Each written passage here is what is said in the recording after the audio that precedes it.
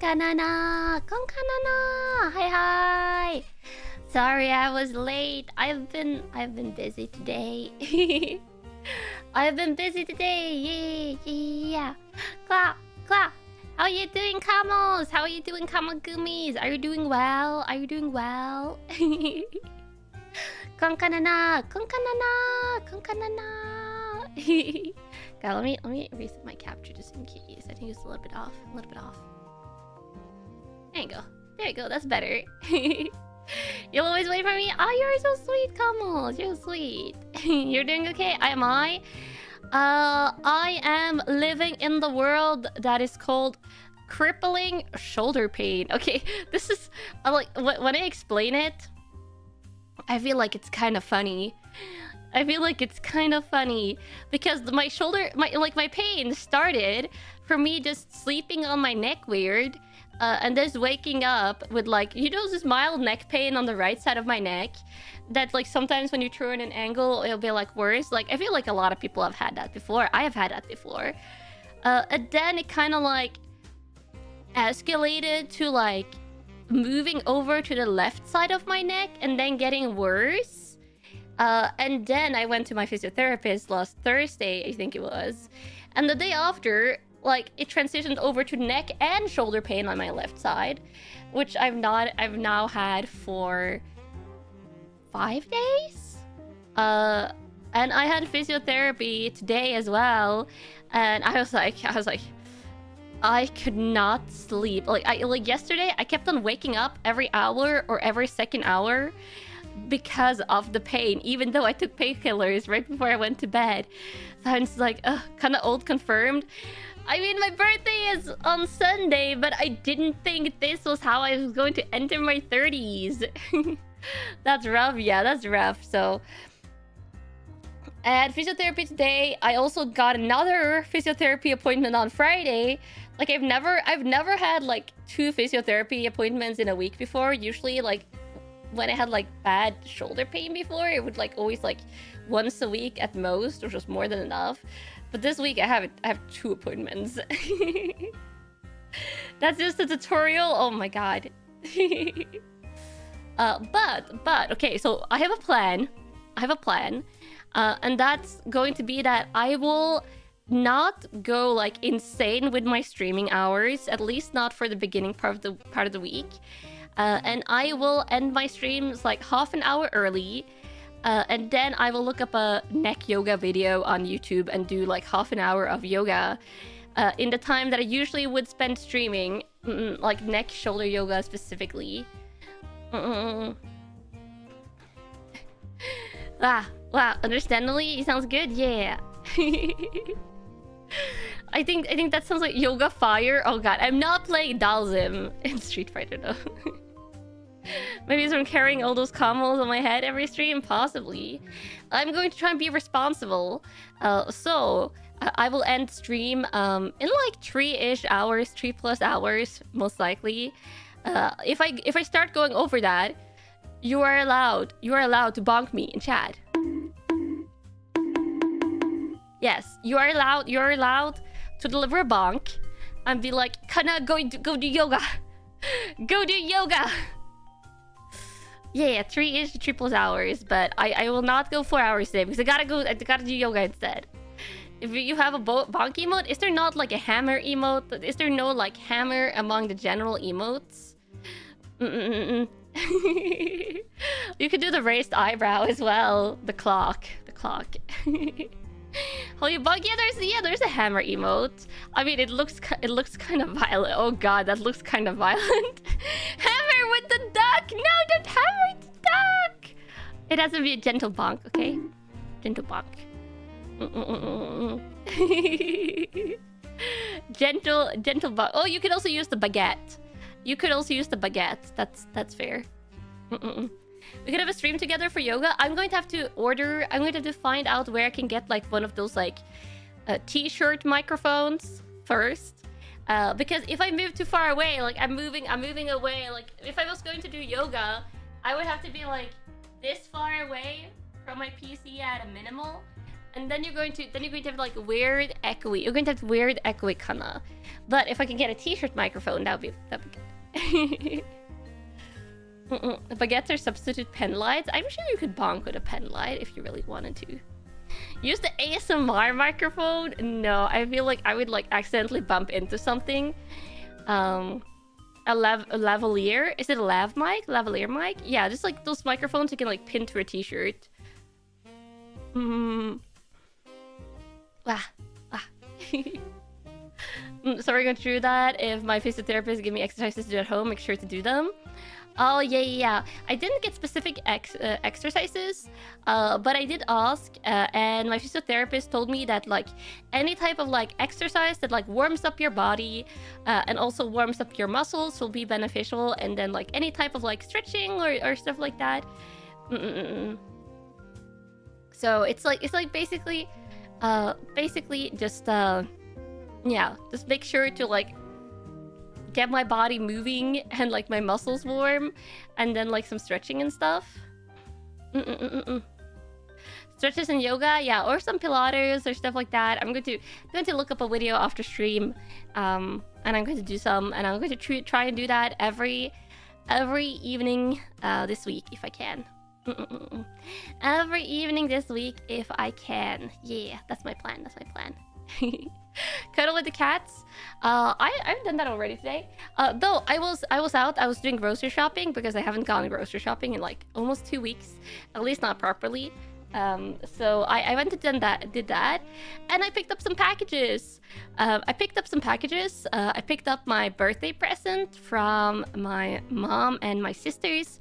I picked up the Pokemon cards that I ordered, and the One Piece cards that I ordered because they got delivered really quickly. And while I was out doing the errands, the blind boxes that I've been waiting for like 2 months actually got delivered to my front door. So when I got home, the package was just kind of sitting there outside the door. So finally that is there. I've unpacked all of it, and the cats have gotten the cardboard boxes, and they're very happy. This was how I like went around to the cats again, because yeah, the cats have gotten the cardboard boxes, and now especially who's the cardboard box destroyer has started just going ham on the cardboard. Silly or cute blind boxes? Both. Yeah, both. And also because of the way they ordered it, I already know what I got from my mom and my sisters. They got me a Pokemon Elite Trainer box, and also like a little like smaller Pokemon card package thingy. I will show you. We'll open it on stream. We'll open it on stream together. Yeah, so they got me that because like they like, my older sister was the one who bought it, and she like bought it directly from the website where they sell it, and just like put in my address. So it wasn't like gift wrapped or anything. So I like, when I opened the package, I saw what it was. Those metal tins, like not a metal tin, like one of those like kind of like, you know, enticing things that like the flat packages that like shows like three Pokemon like booster packs inside of it, and has like a, what do you call them, like a promo card. Yeah, like one of those like things that like you put next to like the cash register at stores. And then if a parent is like, oh, my child likes Pokemon, and these are Pokemon cards. These are Pokemon cards, multiple Pokemon card things in the packet thingy. And you know, those like, and it's like an enticing TCG project. Yeah, it's a type of TCG products that make good gifts and stuff like that. And I feel like probably like parents buy it for their children. Yeah. But yeah, I also got an Elite Trainer box, which I'm really excited for. It's cute that my family knows what I like. Well, my family know me enough that my older sister was like, what do you want for your birthday? And she asked if I wanted blind boxes, but I was like, no, you should buy me Pokemon card stuff instead. And I sent her the link to 2 different sets of Pokemon cards, like, and where she could find like all the different, like a website that has like all the different like products for those 2 sets. And I was like, anything from here, anything from these 2 sets, just whatever, I will be very happy. So I let her choose, and then she got like my mom and my younger sister to like buy together with her, so they could, I guess, buy a bigger thingy because Pokemon cards are a little bit expensive. I'm not going to lie. Smart move, yeah, smart move. I usually end up buying like a typical gift for my mom is I usually buy her like a gift card for stuff that does like massages or face treatments or things like that, because she likes doing that, and she is a grown adult with a job, so she just ends up buying like things that she wants. She just buys that herself. But I usually get her like a gift card like that. My younger sister, I've been getting her either cute stuff because she also likes cute stuff, which I like, or I get her like a gift card for clothes because she likes clothes. And then my older sister, sometimes me and my older sister just go like, okay, this year we're just canceling out each other's gifts. Sometimes we just do that. We'll just like, you know, we'll just cancel each other out, you know. We've reached that part of adulthood where we're just like, okay, we'll just spend the money on ourselves. Yeah. At least like now she's gotten me a birthday present this year, which means I'll have to get her a birthday present. And now I'll have to think about what she wants. Or maybe I'll just get her a gift card somewhere. I don't know. Who gets the most silliest gifts? I don't know. Maybe like the gift I get from my younger sister, because I will get her like random cute stuff or like plushies and stuff if I'm not giving her gift cards. But the wonderful part of gift cards is that then they can buy whatever they want. They can buy whatever they want, and I know they're going to be happy with what they get. But at the same time, you're forcing them to spend the money on a thingy, and not, you know, groceries or stuff like that. And not random groceries. Also, hi, dropping in. Ka. You know, a friend's birthday is 2 days after yours. You made it a custom where we would give him a card and like 15 euros, and he would give you the same card and the money back 2 days later. Yeah. Yeah, make them decide on their own gift, but within like the frames that you have set with the gift card. Groceries are important. They're important, but sometimes when you give like a birthday present, you want them to use it for something that they might want, but might not buy for themselves in the day-to-day. Yeah. Great stream idea. You love browsing through the new season? Yeah, we're going to be browsing through the new seasons together. I think I have it up. Yeah, I already have it ready. So we're going to be browsing through it. We're just chatting a little bit before we do that. And like 1 hour into the stream, which is... it's already been 15 minutes. 1 hour into the stream, I will share the birthday plans. I will share the plans for the birthday, which is also why I haven't shared the schedule yet. Because it has a birthday... obviously, since my birthday is on Sunday, it has birthday plans on it. What if they like cooking? Groceries are needed for that. Then I'll buy them a gift card to a store that sells cooking equipment. Yeah. Happy early birthday. Thank you. Most of the schedule is in the waiting rooms. Yeah, I already put up the waiting rooms for like Friday. For like from now until Friday, all the waiting rooms are already up, so you already know most of the schedule. The only new part is like the birthday part of the schedule. You went to convention yesterday. I bought a mug with a Sleepy Freddy then. Oh, that's so cute. That's so cute. Wednesday's break day. Yeah, Wednesday's break day. But I'll post a short.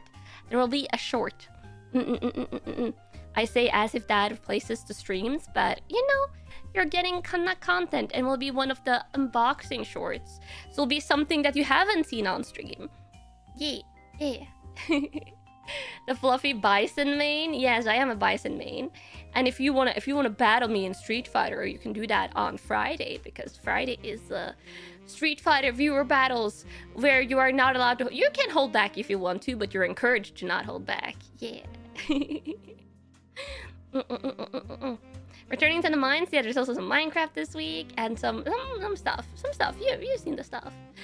Also, you might have perceived the ASMR stream that is scheduled for Thursday.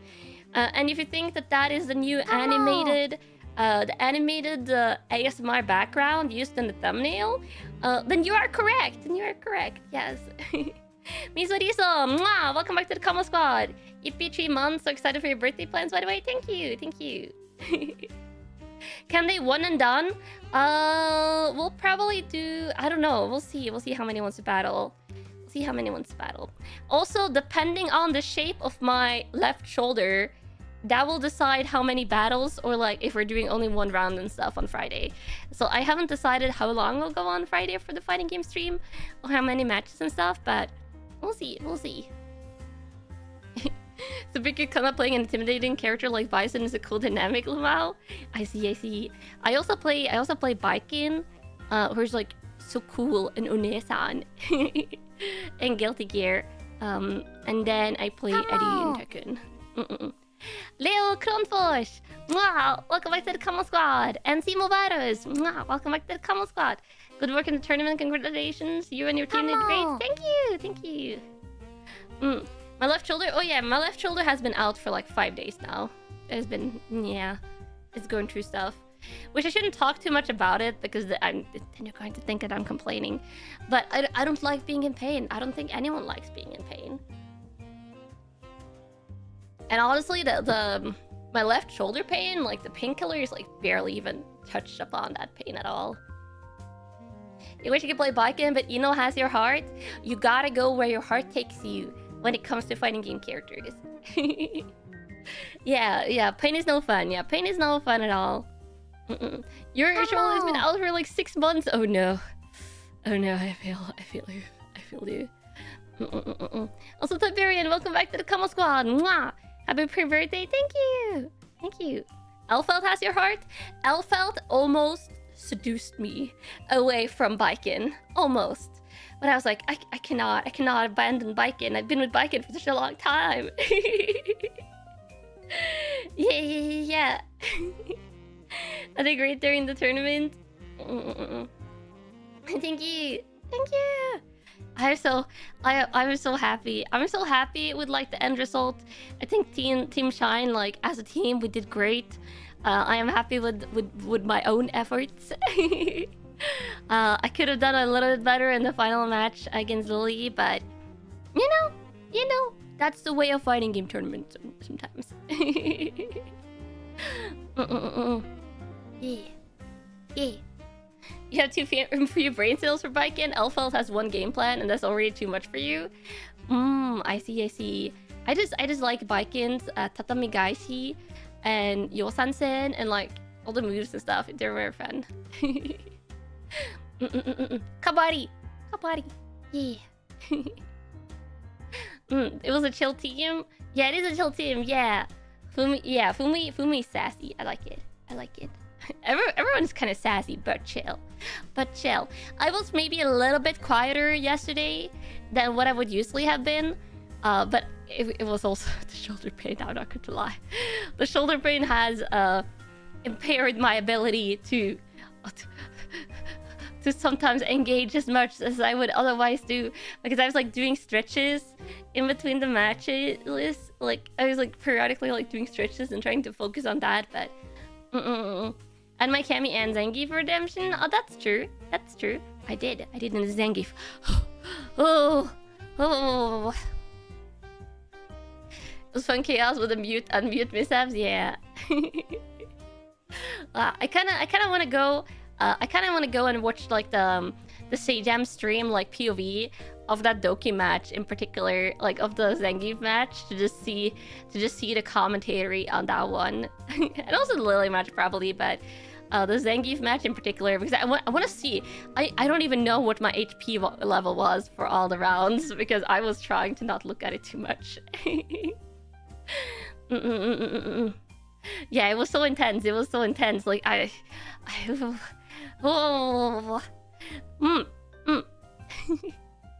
be shocked. Oh yeah, I was down. I know I was down to 1 HP once, but I didn't see the second time. I was just trying to lock in. My reaction to Blanca-chan was hilarious. I love Blanca-chan! I'm kinda sad that I didn't get to battle Blanca-chan again. But Blanca-chan, so cute. So cute. I want... It makes me wanna... Like, it makes me wanna main Blanca just to be Blanca-chan. But at the same time, I feel like I would be so distracted by just the huggable Blanca. Sage Slam has been immensely fun to watch as a viewer. I can imagine. Did my team make it to the finals? My team made it to the finals. There is one... They have to win one battle to make it to the grand finals, though. But they made it to the TwitchCon finals. And there will be replacements. I don't know if it's been announced yet, but I know who the replacements on the team will be. But I will not tell until it's announced. But they are cuties. They are cuties. If it's the people that I think will be. Yeah, they're in the losers. Yeah, Team Shine is in the losers final, but like the final round of the losers final. Kanna is replacing Kanna. No. It is someone else. Had a replacement for a Kanna hat? No. But if anyone brings like a rubber ducky or a duck plushie or stuff like that, that would be cute. That'd be cute. Back to God playing for Kanna? No. It will be like a beginner level player that replaces. Yeah. Oh my god. Wait, we're going to discuss anime. We're almost like 25 minutes into the stream, and we're going to look at the animes. And I'm kind of just forgetting and we're yapping. Let me make myself bigger. Is this good? I think this is good. So, animes, Kamos, animes. Let me bring it up. Oh god, where is it? There it is. Okay, now I'm looking at it. Kamos. Is this good still? Yeah, this is still good. Oh wait, did I just make it? Oh, I made it smaller. Let me... There we go. Okay, there we go. Yeah, I'm just adjusting the window. Finally something you're good at. Anime? Oh, I see. Christian! Mwah! Thank you for the coins. Great job on the tournament. Do you know you won at least once against everybody else in your tier? Oh, did I? I didn't realize. It's really cool. Well, actually, that makes sense because I went 4-1 on the second day, and the only one I didn't beat then was Doki Zangief, and I beat her yesterday. So yeah. John, welcome back to the Kamo Squad. Wow. No Street Fighter anime mention? If it's not in this anime season, then we are not chatting about it today. You haven't watched an anime in 7 years? That's fine. Maybe you'll find an anime you'll want to watch today. Okay, so this is a live chart. I also have like the My Anime list open, but I think I like the way to display the information. It's a little bit like easier to read for everyone on the live chart website. So that's what we're doing today. And I also put on they let you choose between like English and like Romaji. Romaji is like the like Roman letters but Japanese titles. I put the English titles because I think that's the one a lot are familiar with. Yeah. No news about Licorice Recall. I mean, we'll see what's in upcoming season. So the animes on the list. The animes on the list are animes that are starting in what is the fall season. So if you don't know, animes release in 4 seasons throughout the year, usually called spring, summer, fall, winter. And fall season usually starts in the beginning of October. And I figure since, like, you know, that's pretty soon. Some of them will start at the end of September. Some will start beginning of October, around there. And since it's kind of soon, that means that most, maybe not all, but most animes that are releasing in October have already been announced and are listed. So we can read about them and see if there's anything cool. Anything cool that's releasing. Yeah. You did hear Licorice is for sure getting a second season, but you don't know if it's in fall. I mean, we'll find out. Sometimes there is animes that have been like confirmed for a new season, or like mangas that have been confirmed to be made into animes, but they're like TBA. They're like to be announced.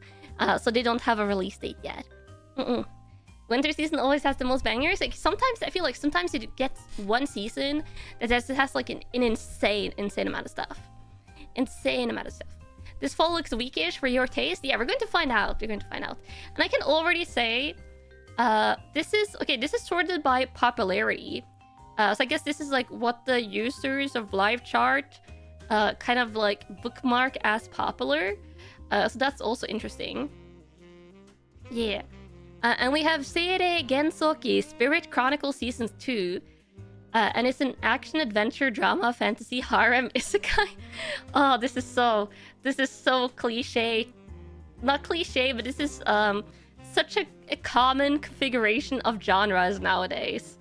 This is a very common configuration of genres. Harem isekai fantasy action-adventure drama.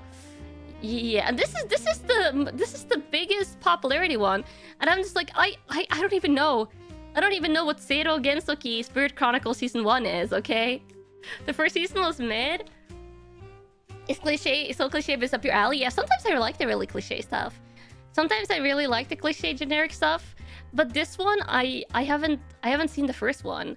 So I have no idea. And they have no synopsis. This is what I hate sometimes with second seasons, is that they will have like no synopsis. So if I want to know what this is, I'm going to have to click into this and be like, okay, there's no synopsis here. Is there a first season? Is there? Okay, let me click on this. Is this the first season? Okay, let me read. Okay, we have to go here. We have to go here and read now. Because this... Oh, when was this, by the way? Oh, this was July 2021. Okay, so it's been 3 years since the first season of this. The tags tell the whole story clearly. Yeah. Okay, so it says, his past life and current life are intersecting. A boy with memories of two lives faces his destiny. After his mother was killed at an early age... Okay, orphaned? He's orphaned? Okay, we're hitting on even more cliches. Orphaned Ryo fought his hardest to survive in the slums. One day, he wakens the memories of Haruta Amakawa, who died in an accident while dreaming of being reunited with his childhood friend. And Ryo... Okay, it's isekai. He got his isekai memories. He realizes he has reincarnated in the world of swords and sorcery. Not only that, but after helping stop an attempt to kidnap a princess that he stumbled upon, he finds himself enrolled in a famous school where the children of nobility gather. School arc? As Ryo attempts to rise up from the bottom of hierarchical society, he will have new encounters and say many goodbyes as he fights to overcome fate. Okay, so school arc, orphan, isekai, and then we have all the tags. This is if you like classic harem isekai. If you like classic harem isekai, Kamos, here it is. I don't know. Maybe it's mid, as some Kamos is saying, but this is very classic. If we're using a positive word. There's even a tournament, although for one episode only. Oh, I actually quite like tournament arcs. I do quite like tournament arcs if they're done well. Not for you. Yeah, this one is probably not for me. I like some isekais, but this one didn't sound enticing. I generally also don't really like... I don't really like harem. Harem is one of my least favorite anime tags. After this Satan Slam, you like tournament arcs too? True. Does it count as an arc if it's only one episode? Not really, but I like tournament arcs that are multiple episodes. There are like 4 better isekais in the full season alone. Okay, we'll see. And then we also have Re:Zero starting life in another world season 3, which I actually watched almost the entirety of season 1 of Re:Zero. And this might be one of my anime hot takes. I didn't hate it, but I didn't love it. I think I just didn't like the main character too much.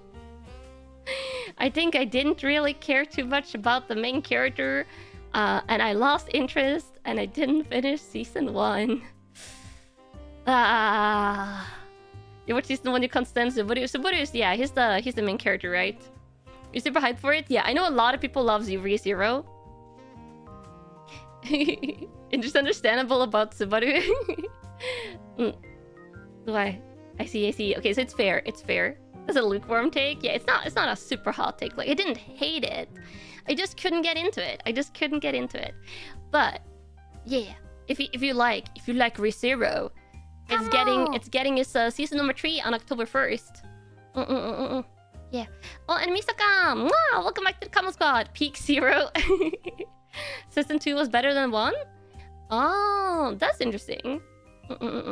Yeah, I do feel like, okay, I know sometimes like season 1s can be like worse and then like the other seasons are better, but there are so many animes out there, and I have so many animes on my to watch list that if an anime can't pull me in, I am willing to give some animes more than 1 episode, but if it can't pull me in like 10 plus episodes, then I'm probably dropping it. Yeah. then I'm probably dropping it if it can't pull me in. I will say the music though is on fire. I like a lot of the opening and ending songs for ReZero. You have the same problem? Yeah, it's like 10 episodes is like 10, 15 episodes is like around the max that I will give something.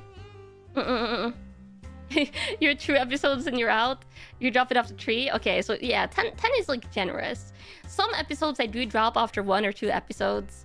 If I can like immediately tell. If I think there's a chance it can get better for me, I will like watch like 10 plus if it's like longer anime. But then I just like I was like, you had your chance. You had your chance, anime. Then it's basically watching the whole season. Not if it has 20 episodes though, and some animes do have 20. Okay, let me scroll down though. We are okay. Gotta line them up. There we go. Oh no. Okay, the next two. We're doing the leftmost one first. Tower of God, season 2, and this one is the webtoon one, right? This one is the webtoon one. And if it is the webtoon that I think it is, it's like the one where people get like kidnapped into a tower, and the main character is from like the bottom of the tower and like climbs his way up and joins the participants, right? That's the like manhwa. It's a manhwa or a webtoon. Yeah, this one is season 2. Everyone says this season sucks. Oh yeah, this is an airing one. It's airing already. So some of the animes on this list are already airing. Okay, yeah. So I actually this is a while ago, but I have read a lot of Tower of God. I think I've read like 200 plus chapters of the manga, and then it started getting so convoluted. And then the plot started getting so complicated, and I got caught up to where it already was, and I was like, okay, I can't read anymore now because there's no more translated chapters. And then since it was such a long time, and I tried picking it back up again, and I couldn't because there's just so much going on in Tower of God that I kind of forgot what was going on. So I reread it up to like 150 chapters, and I was like, I can't keep on doing this. I can't do this. I can't like go and reread the entirety of Tower of God every time I get like caught up. So I stopped. I read like up over 100 chapters twice because I like it. I like Tower of God as a concept, but then it just started getting super crazy. Yeah.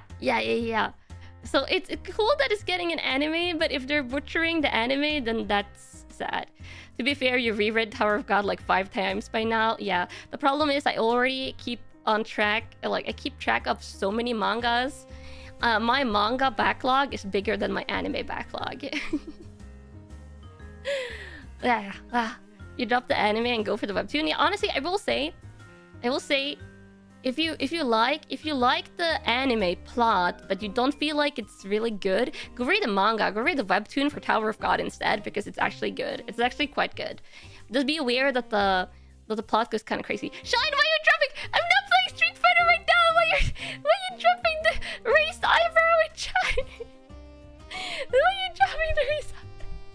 I can't practice DIs. I don't have to.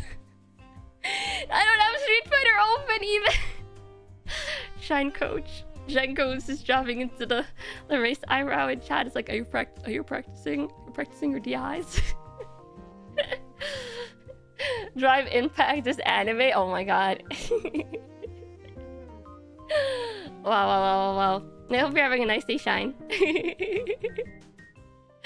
And good luck on the coaching for everyone that will be in the finals for Team Shine. I'm so excited. I'll be cheering on. Good at judging my taste. None of the animes we've gone through so far are animes that I think I'll watch.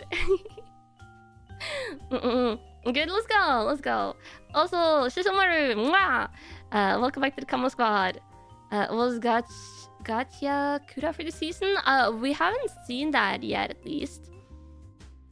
But the next one, Arifureta, from Commonplace to World's Strongest, season 3. Is this the assassin one? Is this the assassin isekai? Because Arifureta I know is popular. Like, there's a reason it's like 4th on the list here.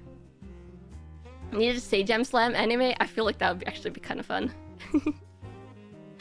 Oh, it's not the assassin one. Okay, it's just another harem. I'm looking forward to this one. I mean, it does say action, adventure, fantasy, harem, isekai, magic, which again, it's a common amalgamation of tags. That's the betrayed isekai. Do you know how little that narrows it down for isekai? If you say betrayal isekai, that could literally be like 20 isekai animes. I'm not even kidding. I'm sure we could like scrounge up 20 isekai animes that have betrayal as a common theme, like Shield Hero. That's like one of the most common themes in Shield Hero. Also, my day has been sweet. I hope yours has been as well. And one of the most popular themes in isekai is betrayal. Yeah. Edgy, bad CGI, OPMC, Dragon. That doesn't really narrow it down. Yeah, that also doesn't that narrows it down more, but yeah.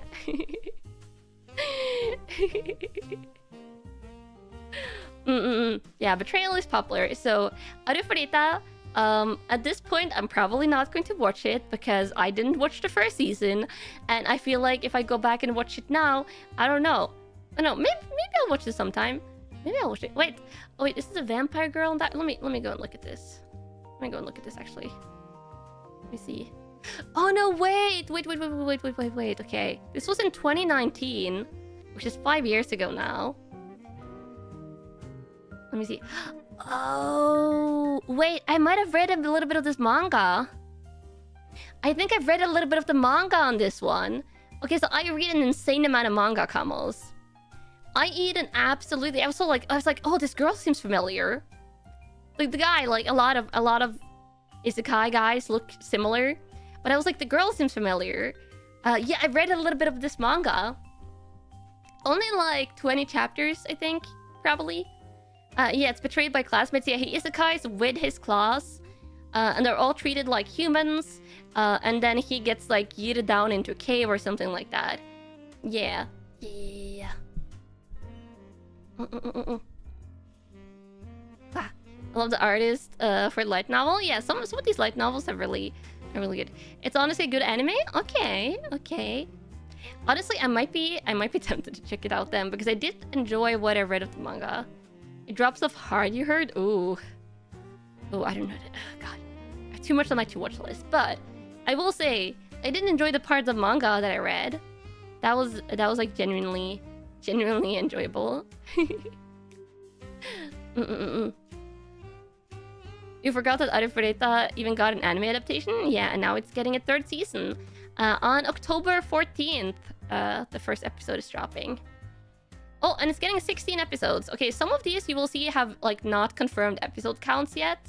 But Arifureta has 16 episodes confirmed.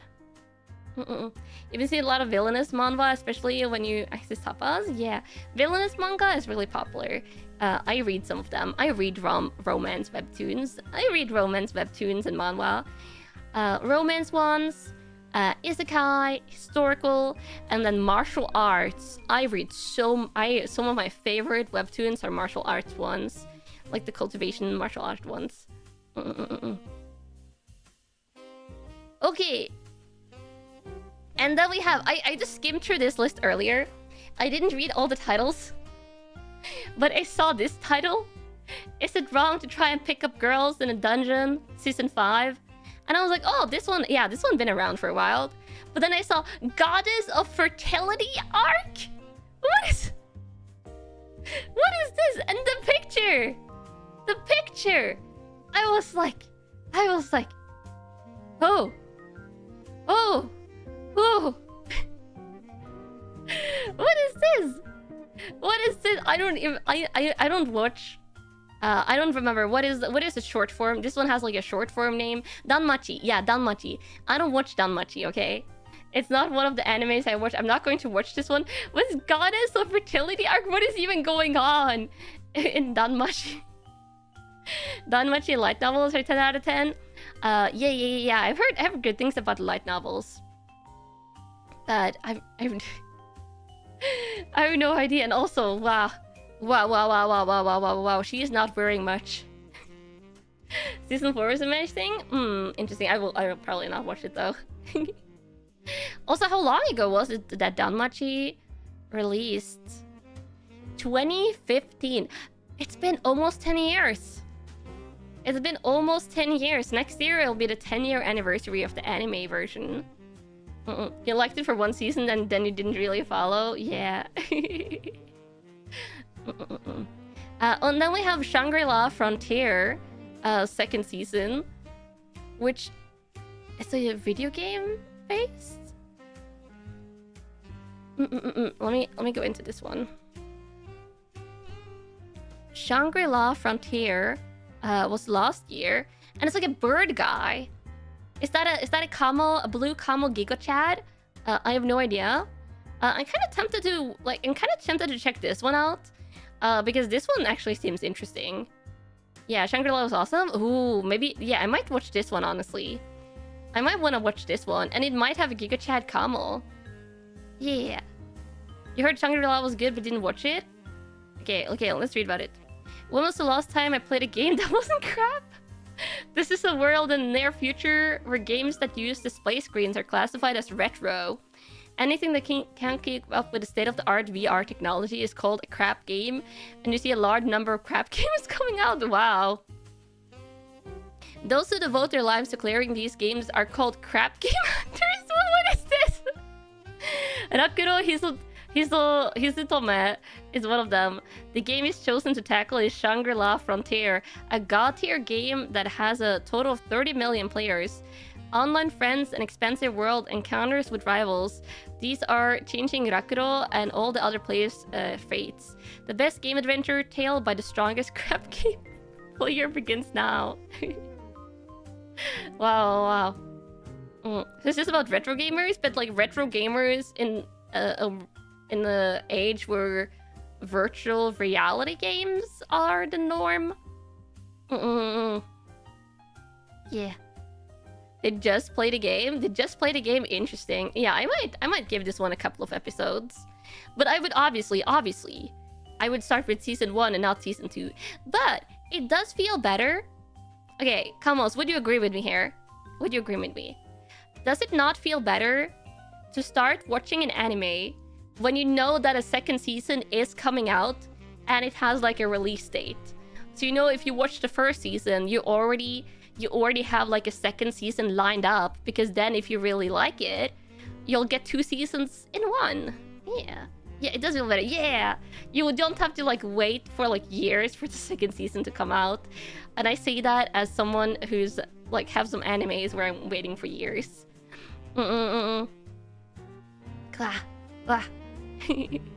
it has that many concurrent player, yeah, like how 30 million players, it's not a bad game then.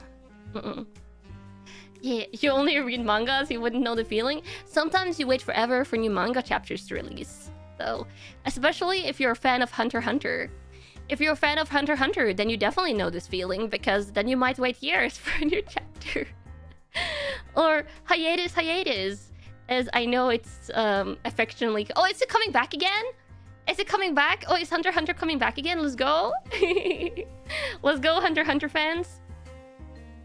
Yeah, I saw a chart once, like a couple of years ago. I saw a chart that someone had like made like a chart over the different like it was like squares that represented the different like Shonen Jump releases, and it was like blue squares for the Shonen Jump releases that had a Hunter x Hunter chapter, and then red squares for when it was on hiatus, and it had more red squares than blue squares. It had more periods of hiatus than it had actual release periods. The hiatus arc is longer than all of the other arcs combined. Yeah, the hiatus arc is really strong.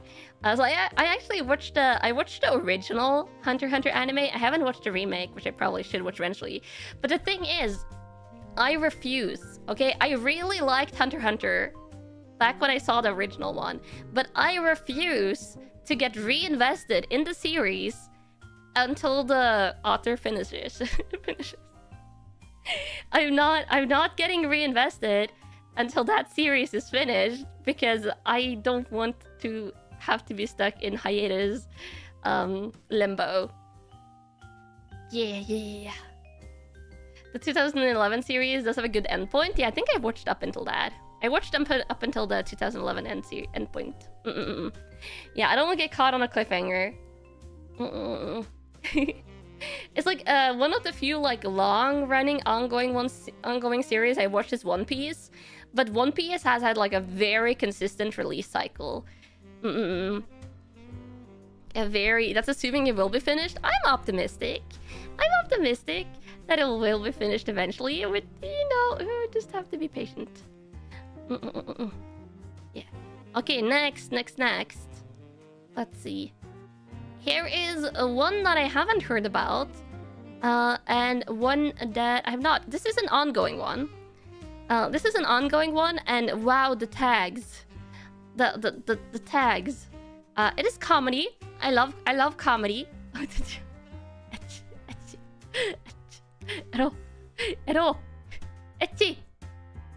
Harem, otaku culture, and school. And it's 2.5 dimensional seduction. I'm just like, wow. So this is an ongoing one. It has 24 episodes, 24 minutes. I actually have not heard about it before, but we can see some very cute girlies that are wearing what looks like cheerleader uniforms, and they have wings. It have wings. You tried reading the manga for this one, but it wasn't for you. Oh, you're watching it? Okay, see. It's not really a harem. Only one girl actually likes the guy. But does the guy like all the girls then? It's a cosplay anime? Okay, let me see. I have no interest in real girls. Okay. That is a beginning. So claims Okumura, the president of the school's manga club. He's your typical otaku obsessed with sexy fictional 2D manga character known as Liliel. Then the new school year starts, and a real 3D girl named Lucia, whose passion is cosplay, joins the club. Lucia convinces Okumaru to become her photographer, and guess who her favorite manga character is? Oh god, it's not going to be the character. It's not going to be the character that the guy is obsessed with, okay? Kamos, they wouldn't do that, okay? There's so many mangas and anime out there that it would be an extreme coincidence if her favorite character was also his favorite character. Not only that, but Alicia is into modeling. The feisty stuff. Oh my god. The boundaries between 2D and 3D starts to blur as this hot-blooded romantic comedy unfolds. Wow, this might be a little bit too hot-blooded for me. I'm totally correct. Yeah, there's no way. It's like, no way, bruh. No way, bruh. That her favorite character and his favorite character would be the same. You don't like the way it treats cosplay to make it a joke and the character change into cosplays in seconds? Oh, changing into in seconds? That's highly unrealistic. I guess it depends. Some cosplays you probably could change into in seconds, but a lot it would take way more. It'd take way more. It would be funny if his favorite character was Magikarp. That would be a little bit disturbing considering the context. And the tags. Let's not contemplate that, okay? Let's not contemplate that. Instead, we're just going to be like, this exists. This is too feisty. It's too feisty for me. Kind of like My Dress Up Darling then? I don't know. I haven't watched My Dress Up Darling, but I want to watch that one eventually because I've heard good things about that one. But Blue Lock. I also want to watch the Blue Lock. I haven't watched the Blue Lock like proper anime yet, but I do want to watch that because I like sports animes, and there is a drought. There is a drought of good sports animes. Like almost all of the good sports animes that I have watched are like now older ones. There's so few. There's so many isekais and so few sports animes. I'm like, please, give us more. Give us more. They're good. If they're done well, they're so good. Yeah. God tier sports anime? Yeah, I've heard really good things about Blue Lock. Did I watch Slam Dunk? I've only watched a tiny bit of Slam Dunk. It's one of the few like classic sports anime that I haven't watched all the way through. Your Kingdom for good hockey anime? Oh, there's some like hockey mangas that I've read a little bit of, but they weren't completely translated. Blue Lock is barely a sports anime. It's kind of funny. Some sports animes, like you could argue that God, what's it called? Ice Shield 21. You could say that Ice Shield 21 is like barely a sports anime because like they basically have superpowers. But I would still count as. Baby Steps was a really good one. Yeah, Baby Steps is good. Baby Steps is really good. I think soccer animes is probably like the genre of sports animes where I watch the least stuff, but yeah. Keijo is a good sports. Wait, no, isn't Keijo the swimsuit one? Keijo with like 1,000 exclamation marks behind it. I recognize that title because I've read a little bit of the manga. Okay, I read part of the manga before the anime came out. I read like 30 chapters of the manga. Like long before the anime, and then I stopped reading it because I was like, this just continues in the same way, and then I lost interest. I was like, this is just pure fan service. I lost interest, and then I saw the anime. I was like, oh, that manga got made into an anime, and I was like, I'm kind of not surprised. Is that the booty anime? Yes. It is a booty. Keijo's swimsuit Naruto, the plot is the same.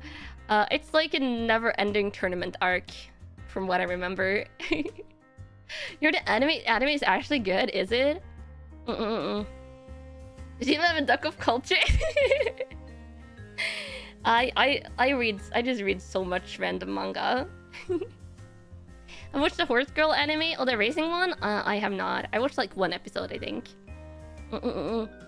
Okay, so yeah, so Blue Lock. Blue Lock I want to watch eventually.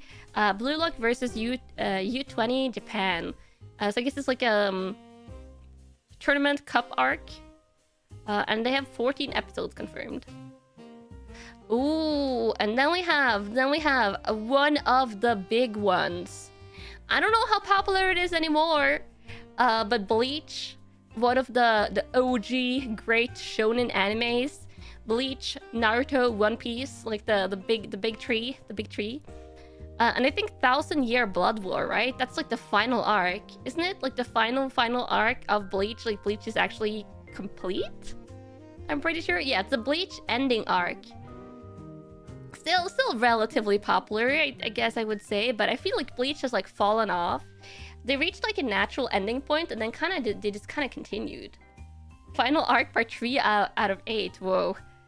1,000-Year Blood War, the conflict. Yeah, part 3 of the 1,000-Year Blood War. It's going to be 1,000 years, maybe.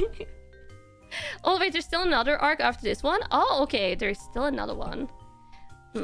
Bleach was gone too long. It's difficult to get back into. Yeah, that's the thing. If there's like a huge anime it has like 100, 200 plus episodes, and then it like disappears of the face of the planet for a while, and then it comes back like years later. Then you kind of have to like rewatch it. Like if you like to like get it fresh in your memory and like watch it and stuff, so it gets hard to get back into.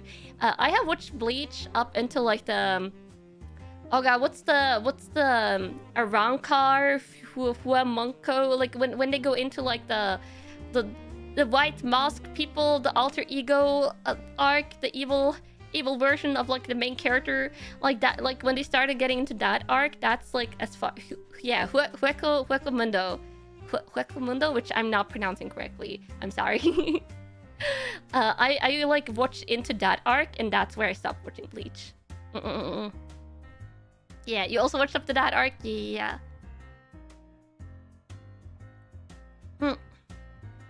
I pronounced it right? Did I?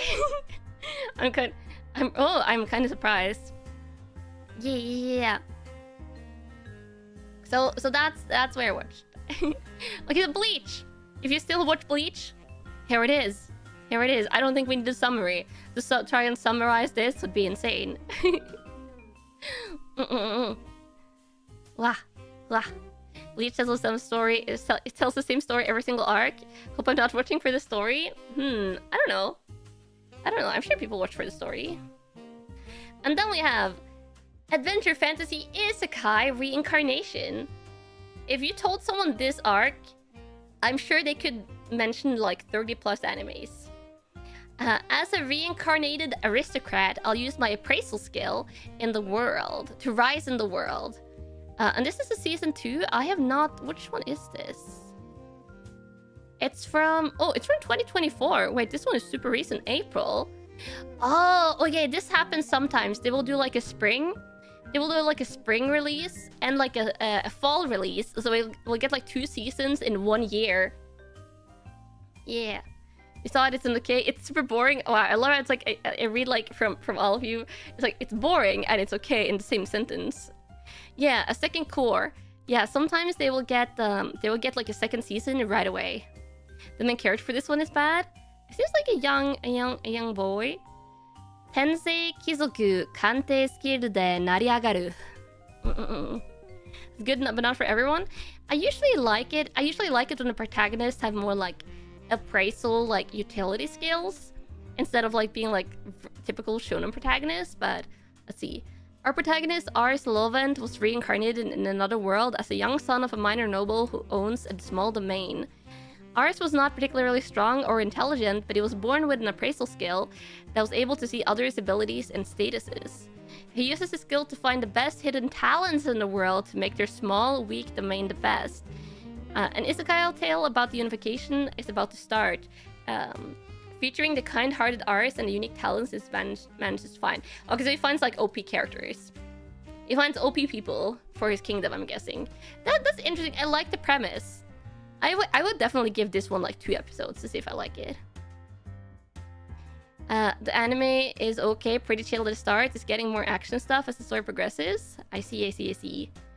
Yeah, I would give this one a couple of episodes. I like the premise. So yeah. Gathers OP people. That was like an interesting concept. Yeah, it's more interesting to me than some other concepts of isekai that we've seen previously. Oh, and here we have Sword Art Online Alternative Gun Gale Online 2, which is probably one of the most exciting things I've seen from Sword Art Online. I didn't finish it, but I did like Gun Gale Online. I want to go back and finish Gun Gale Online. I think I watched like 6-7 episodes when it was ongoing, and then I kind of forgot. But Gun Gale Online is like my favorite part about Sword Art Online. Gun Gale Online season 1 was decent, yeah. So it's getting a second season. So if you know this is like a spin-off of Sword Art Online, but instead of following like the Kirito, right, the guy, it follows this girl, this little bunny girl, who is like playing shooters basically. Kanna Online is the only Sword Art Online story you like? Yeah, it's just this is the only one I'm really interested in. Yeah. You're really excited for the season? Yeah, I like the main character. She's really cute. She's really cute. Let me see if I can find the first one. How long is it since the... Oh god, it's showing me all... I just want to see Kanna Online. Oh god, stop showing me. Oh, here. 2018. Whoa, it's been 6 years. Yeah. It's been 6 years since the first season. Yeah, it's Len has become a devoted female solo player. She's obsessed with two things: donning herself entirely in pink, and honing her skills with consistent gameplay. Yeah. You thought it was less old? Yeah, 2018 is like quite old. Yes, this is what I'm saying. Like sometimes waiting for a season 2 takes forever. It takes forever. Where was you even 6 years ago? I have no idea. The first half of the first season of SAO is not that bad. That is the part of Sword Art Online that I watched and then I stopped watching. Yeah. And then we have Dan Da Dan, which is action comedy supernatural. And I will say this is already... I have never seen this one before. I don't think I've read the manga for this. But this is already... I'm more excited for this than any of the isekai stuff. I'm already more excited for this than any of the isekai stuff. Okay, so let's read here. This is a story about Momo, a high school girl who comes from a family of spirit mediums, and her classmate Okarun, an occult fanatic. After Momo rescues Okarun from being bullied, they begin talking. However, an argument ensues between them since Momo believes in ghosts but denies aliens exist. But Okarun believes in aliens but denies ghosts exists. So they like the occult, but they believe in different things. To prove to each other what they believe is real, Momo goes to an abandoned hospital where a UFO has been spotted, and Okarun goes to a tunnel rumored to be haunted. To their surprise, they each encounter overwhelming paranormal activities that transcend comprehension. Amid these predicaments, Momo awakens her hidden power, and Okarun gains the power of a curse to overcome these new dangers. Their fateful love begins as well? Question mark? They didn't have a romance tag. The story of the cult battle and adolescent stars. This one looks actually kind of cool. I'm not going to lie. This one looks kind of cool. Yeah, love? Question mark? Love? Question mark? Let me go and look at this. Dan. So you have some other characters in the background here. I'm guessing these two are like the main characters, which you can't even see them properly. But there's a pink-haired girl, a red-haired guy, and a white-haired girl, possibly. Interesting. Yeah, I would probably give this one.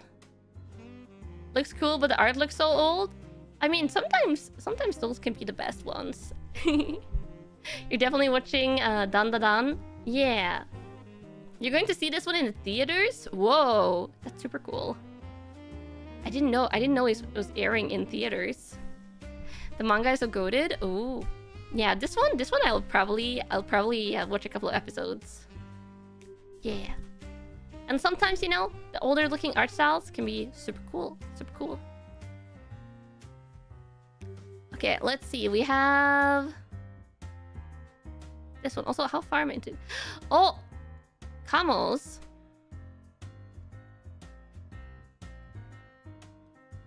We are 1 hour. If we're taking a pause from anime, we also switch up the BGM. I'm gonna switch up the BGM. Are you interested in knowing birthday plans? Yeah. It's time. Yeah, I told you like 1 hour into the stream, I would share what we're doing for the birthday. Kokone, we're here. We're lurking. Oh my god. Yes, birthday plans. Wow. Gotta drink some water.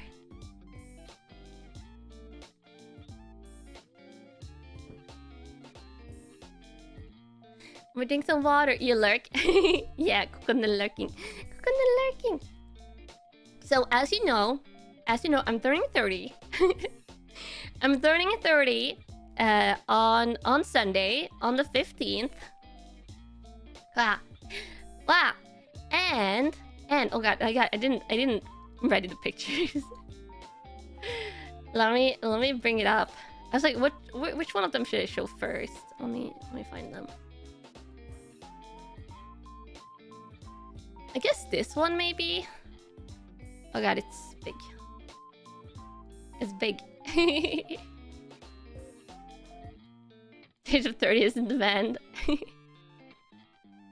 So, Kamos. I can tell you, on Saturday, there will be a birthday countdown stream.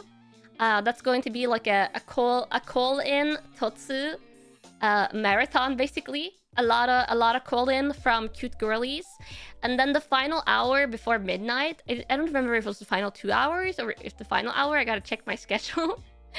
But the final hour at least, it will just be us together, and we'll do the countdown for the birthday. Should I really announce my actual age on stream? That's kind of, you know, up to individual VTubers what they prefer. Wow. So that's like a countdown, and that's when I'm going to be doing the Totsu, because I want, like, on the actual birthday, I want us to spend as much time as possible together. But I also really wanted to do a call-in, so I figured, like, we'll do it as a countdown. As a countdown. Yeah. Wow. So Saturday will basically be like a chatting stream, a yapping stream.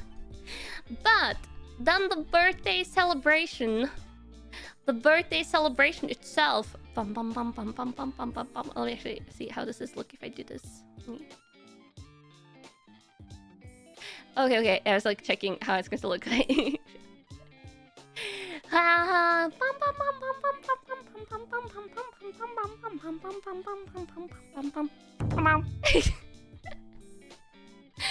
It will be a donathon. It will be a donathon birthday celebration. Yeah! Because, okay, so this is the thing. As a VTuber, you usually get a lot of donations and stuff on your birthday, and I figured if we do it as a donathon, then we can also unlock fun things for the community at the same time. And anything that gets unlocked that requires, like, money to fulfill, like scabs and stuff like that, will be paid for by Pixel staff. Pixel staff is very kindly paying for the gold completions. Yeah. So I figured we're doing a donathon celebration, and it will be a 3-day thingy. It will be from 5 p.m. to 1 a.m. every day for 3 days. So it will be Sunday, it will be Monday, it will be Tuesday. Yeah, it will be Sunday, Monday, and Tuesday. And I tried to keep it in my regular streaming hours. So this was what I was talking about. Like, if you mix it all together, it's going to be a 24-hour donathon. But it will be 3 8-hour streams. So it will be the regular streaming time. So all the Kamos will be able to catch everything if you want to. And it's not going to be, like, super late. Yeah. It's not going to be super late. It will be, like, a little bit of a marathon. How many pages have I got? There is 2 pages. The second page has some really crazy stuff on it. It has some really crazy stuff on it that I got approved from Pixel staff. But you're not going to see that if we don't reach the second page. But the second page goes up to some really crazy stuff. Yeah. But yeah, the first page like starts small and then, like, ramps up quickly. It will be a Streamlabs dono only. It will not be super chats. Page 2 mystery, yeah. Page 2 mystery. Yeah. Wah. Page 2 mystery until if that is ever reached. Because if it's not reached, then it will remain a mystery. But yeah, it will be Streamlabs donos only, I'm pretty sure, because super chats, like, YouTube takes a cut of that and stuff like that. Mm-mm-mm. Yeah. Combos have the powers? I guess so. There is also another thing here that I couldn't fit on the animation. But everyone that donos over a certain amount will enter a gacha! Will enter a raffle for... also, because you can see like top 3 donos. Part of the top 3 donos for all tiers is a scarf, a handmade scarf, and a handwritten postcard. And there's going to be a gacha for 3 more scarves and 3 more handwritten postcards. So because I wanted like, it's like not everyone like can go like to top 3s, but I wanted everyone to have like a chance at gacha. And you know, we love gacha here. We love gacha. Yes.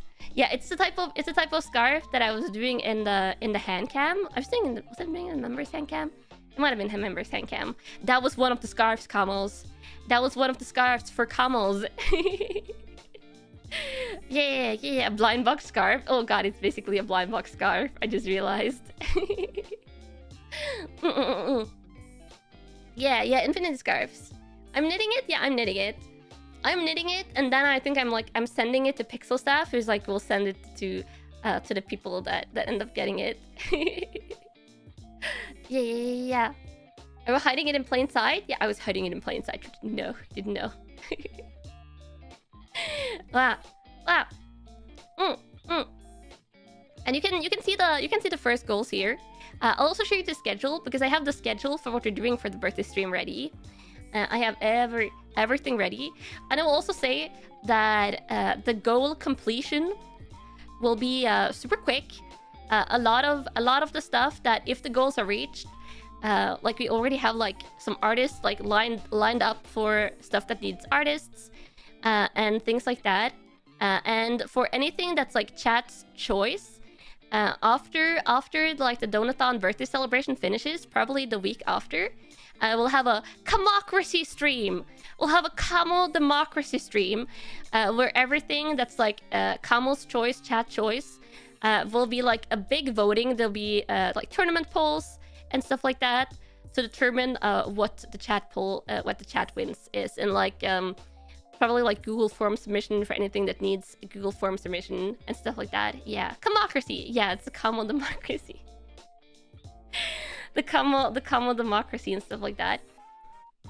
Yeah, and I wanted to have really good things on like each tier of the Donathon. So there's some silly things on like the first ones, but I wanted to have like really good things. So there will be like things like on the beginner tier, there's chats decides on the next game. That one, since it's a really low tier, I will give you 4 choices. I won't tell you what it is right now, but I think it's 4 choices that you're going to like. And then there'll be things like free voice pack of Camel's choice. Camel Gimme's picks a scab. It will be a value cap though.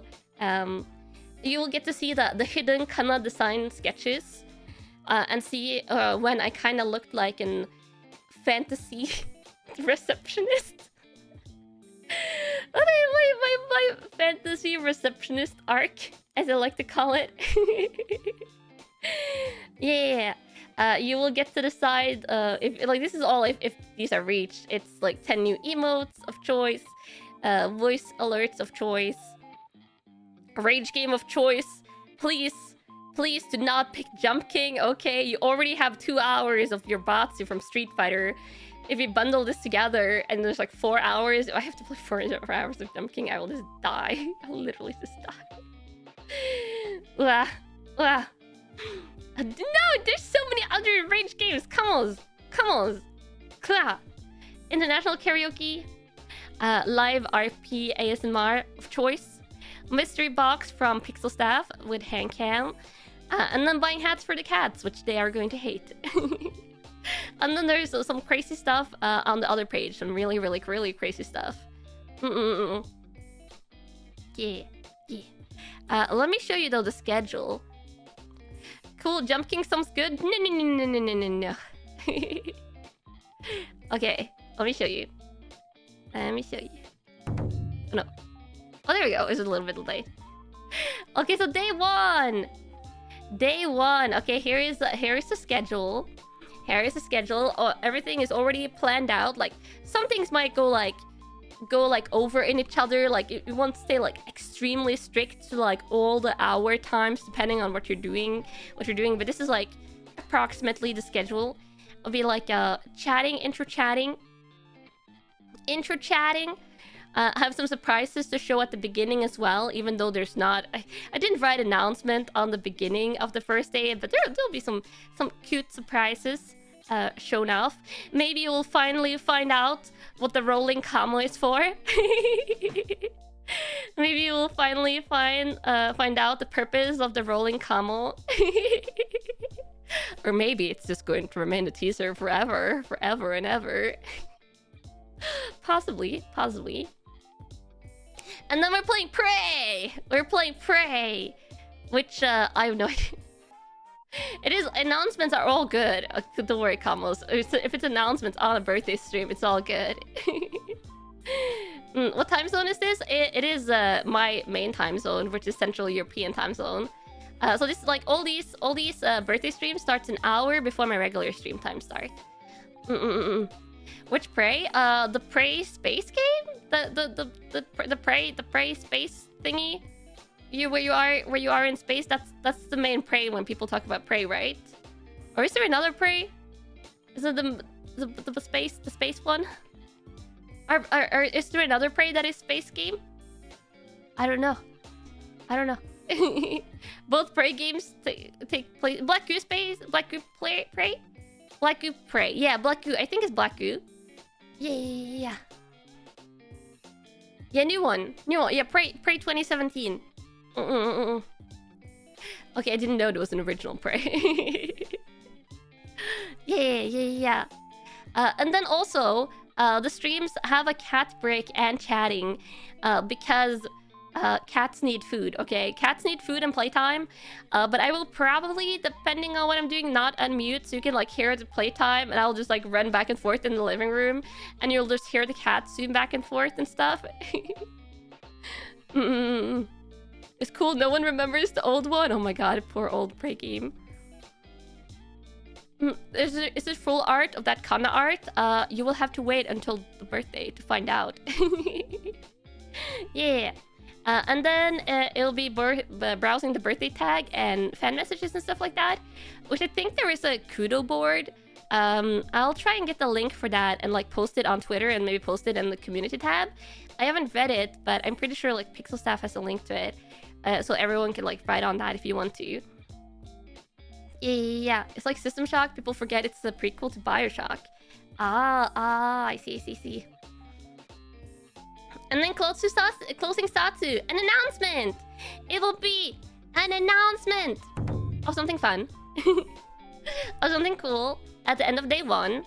And then let me show you the day 2 schedule, because I have all the day schedules here. Oh. There we go. It's hard to time the bombs because it's like delayed from when I switched over the image. So, day 2 is going to be Handcam Day! Yeah! Bum. And I will eat my dinner on Handcam that day. It will be dinner eating Handcam. And it will also be a dono wheel, which is a Batsu wheel. It's a punishment wheel, okay? There will be a Batsu wheel on day 2. Yeah. And Handcam opening, I'll probably open like some blind boxes. I'll open the Pokemon stuff that I got as a birthday gift from Yanagi, older sis, younger sis, and my mom. So I'll open that and things like that. So yeah. And if there is any Handcam stuff that gets unlocked during the stream that I can do for like the... if there is Handcam stuff that gets unlocked for the Donathon, I will do that during this time as well, if it's possible, if it doesn't require extra preparation. And then there will be, like, there's not like a ton.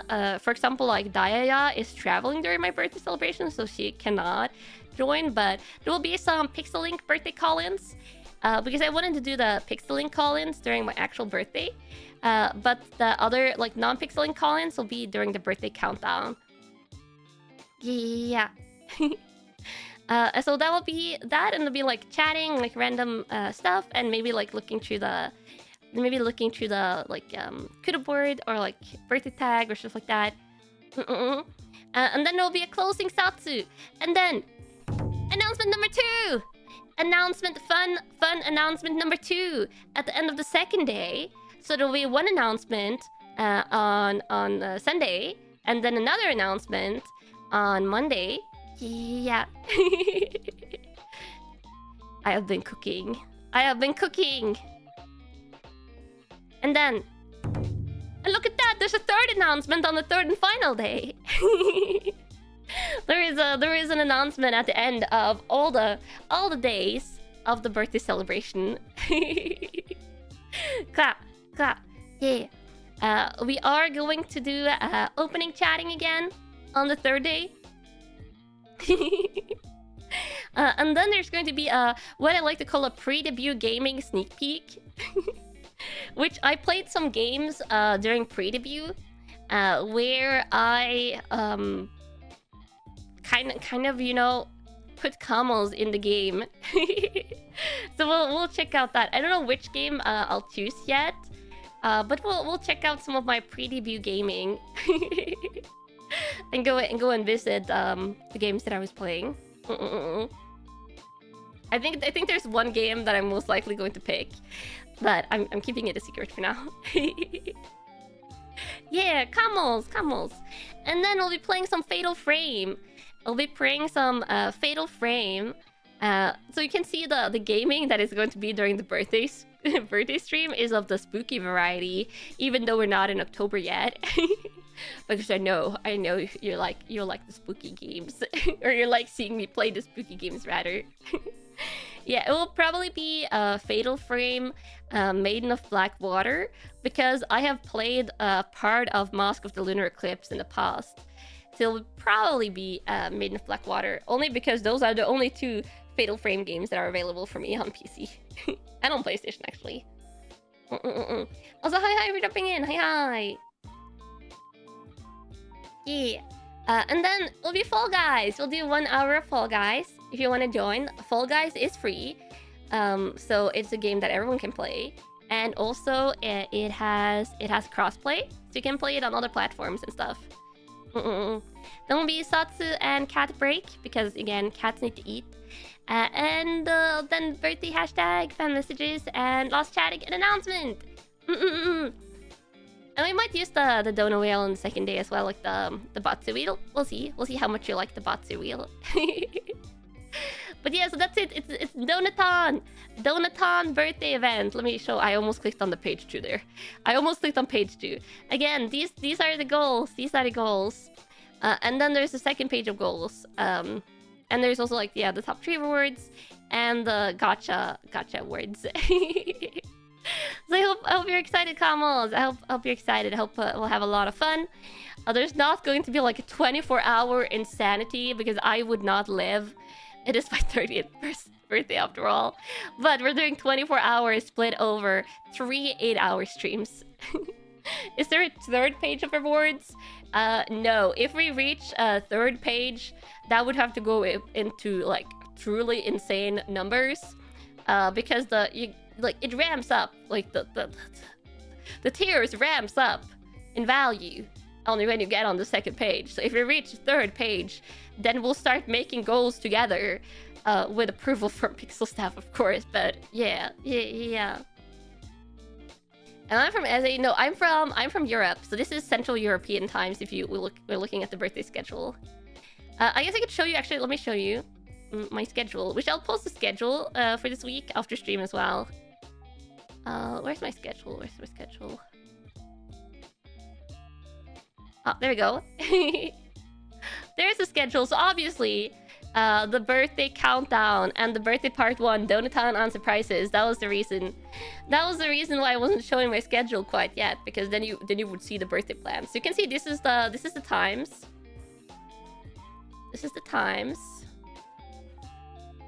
Let me just do this. All the waiting rooms for a lot of stuff is already up. So you can see 5 p.m. CET, 11 a.m. EST, and 12 a.m. JST. That's when everything starts. And then it goes from 8 hours from there. Yeah.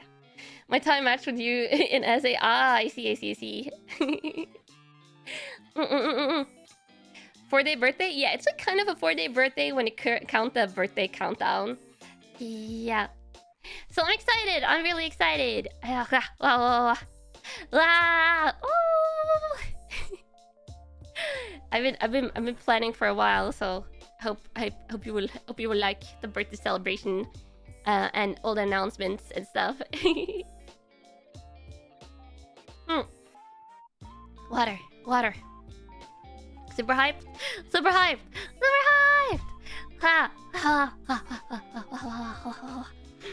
Now I just need my shoulder pain to go away by the time the 8-hour stream start. But if it doesn't, I'll just have to deal. You might not be able to catch everything, sadly. Oh, that's totally understandable. 8-hour streams are quite long. Like, even though it's like not as crazy as like 12-hour stream or 24-hour stream, 8 hours is still quite long. But if you're able to stop by and join in on the fun, then you should definitely stop by. You should definitely stop by. Yeah. So excited.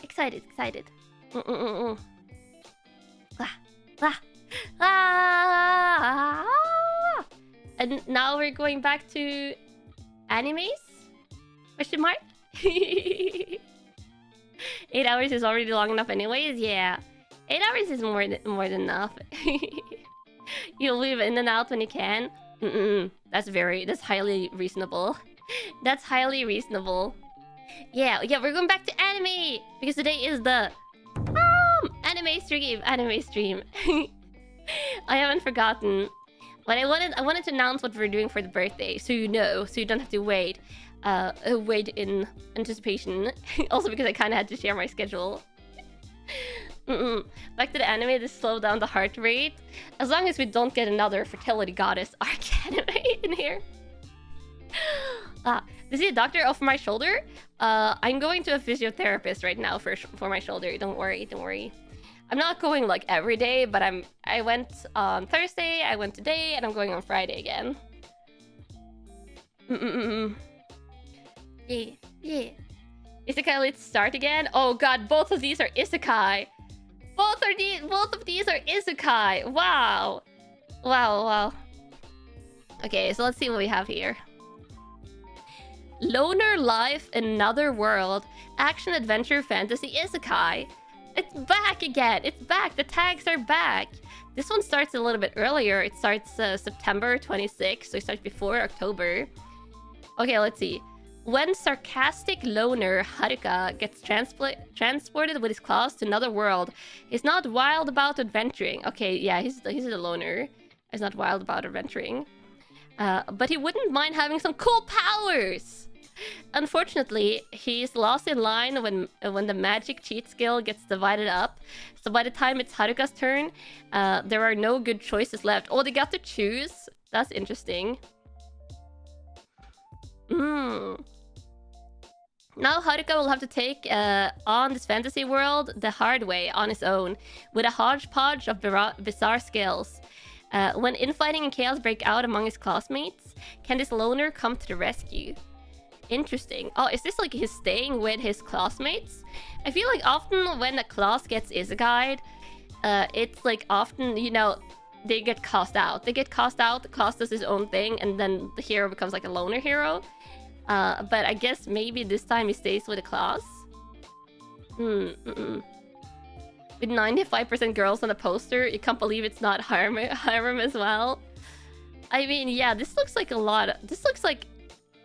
Is there only girls? Is that a guy? Girl. You would think a class that gets isekai would have like 50% guys and 50% girls. Why is there only girls on this poster? Yeah, hidden harem, maybe. Yeah, this looks very harem-like. He's still overpowered as usual. Oh yeah, I'm assuming this guy would be overpowered. Hodgepodge of skills. That sounds like a recipe for overpowered anime protagonist. There are guys in there, but they're not even secondary, more like tertiary characters. Wait, the guys in the class are not even secondary characters? They're just kind of like bystanders? Wow. Wow, wow, wow, wow. I feel like sometimes when you have like slightly like harem-esque animes, at least they will throw like 1 or 2 like bro friends in there that would be like, yeah, bro, like we're like the bros, you know?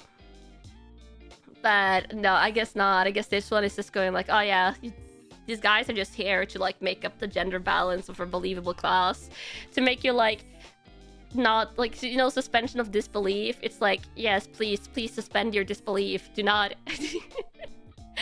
do not. It's like they couldn't make a one guy all girls class believable enough. Yeah. The day of the token one guy friend is gone. Wow. Okay, so we have that one. I'm not that interested, honestly. Just based on this, it's not catching my interest too much. You're suspending your viewing of the show. Wow. We also have this one. If you didn't like this action adventure fantasy isekai, maybe you'll like this other action adventure fantasy isekai. Look at the tag variety. Which website am I looking at? I'm looking at livechart.me. Yeah. Demon Lord Retry is peak. The background plot explores the writer's connection to his creation. Interesting. Oh, it's the same but a sequel. Oh, Demon Lord Retry R. Wait, what is the prequel to this? Oh, wait. I think I read part of the manga for this. And I think I hate it. Because it has one of my most hated tropes. If this is what I think it is, it has one of my most hated tropes in manga and anime. Okay, you might like this. You might like it. But I have one trope in manga and anime. Actually, I have a couple. I have some tropes that I really hate. And okay, this might be verging into spoiler territory. Okay, it might be verging into spoiler territory. So close your ears, Camels. I will put on my jacket. I will take off my jacket when it's safe again. So close your ears. One of my most hated tropes, okay, correct me if I'm wrong, is this the one where the character's body gets overtaken by like another personality or like entity, and then he doesn't like, it's like 2 separate personalities or like people, but one body, and then like they're not, I don't know if they are aware of each other or not. That's not the biggest deal for me, but I hate that. I absolutely hate that. Is it not this one? I thought it was this one. Oh, is it not? His other character? Kind of, but not really. No, he has another character, right? Someone is saying yes. More like a Chuny alter ego. He swaps between characters. Yes. Okay, he swaps between characters. I don't like that. I don't like that trope. I don't like that trope. Okay, it doesn't matter if it's still him. I don't like the two characters, one body trope. No matter how they frame it, I just hate it. Does that mean I hate superpowered evil side trope? I hate 2 characters, 1 body. If it's like 2 different characters, I don't like Yugi. Yugi, because it's classic Yu-Gi-Oh! Might be an exception. But I actually haven't watched. I only watched Yu-Gi-Oh! GX, like the one with the brown hair protagonist. Yeah. I'll hate the Angel. Yeah, probably. Hikaru no Go, I like because it's not actual 2 people. It's a ghost possession. It's ghost possession, so it's not the same. And like he doesn't actually like control the body. He just like, you know, is a ghost that's like haunting a person. And then sometimes the boy that is haunting like does stuff, but yeah, it's not the same. He plays his game character setting outwards while we're his normal character in the inner monologue. So similar to Ain's. I just don't like it. Okay, it's safe again. Okay, so if you muted while we were talking about this, He might not have. But yeah, I'm not going to watch this because I don't like one of the tropes that's in it. But if you like Demon Lord Retry, it's getting a second season. Yeah.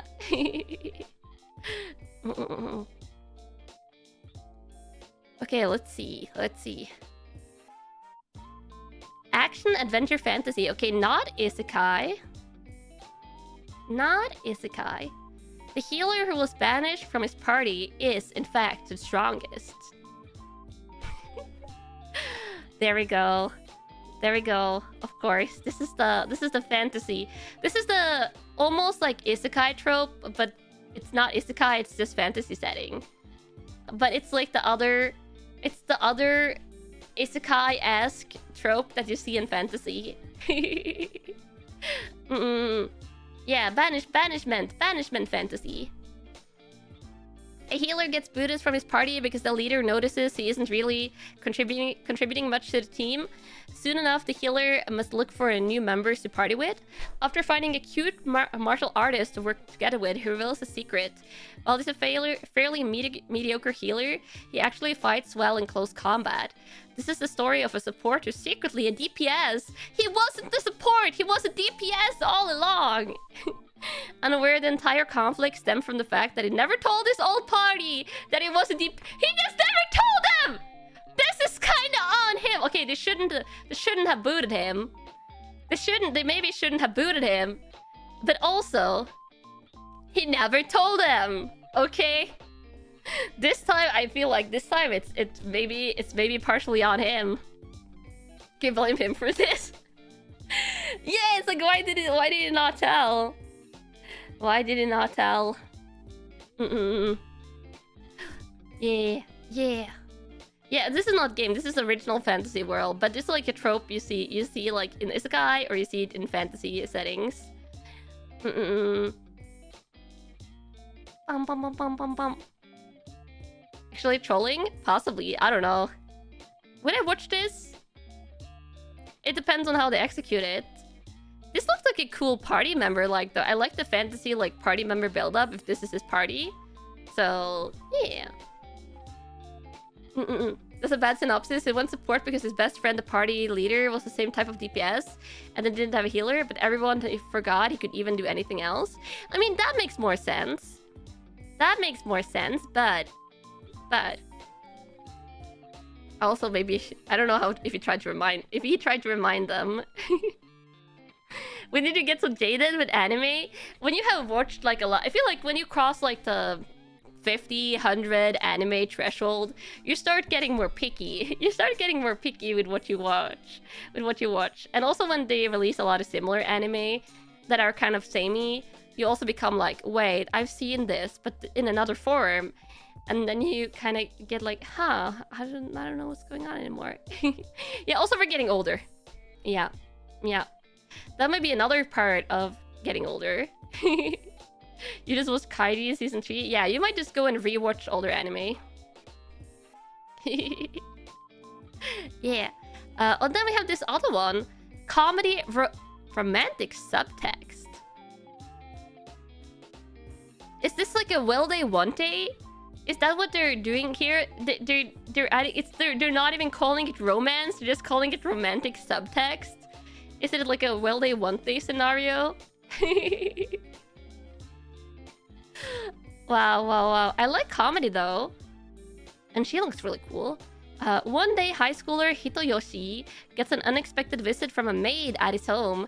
With her black hair, graceful manners, and a peculiar request to be hired, she turns out to be a former assassin with a knack for clumsiness. Clumsy assassin maid?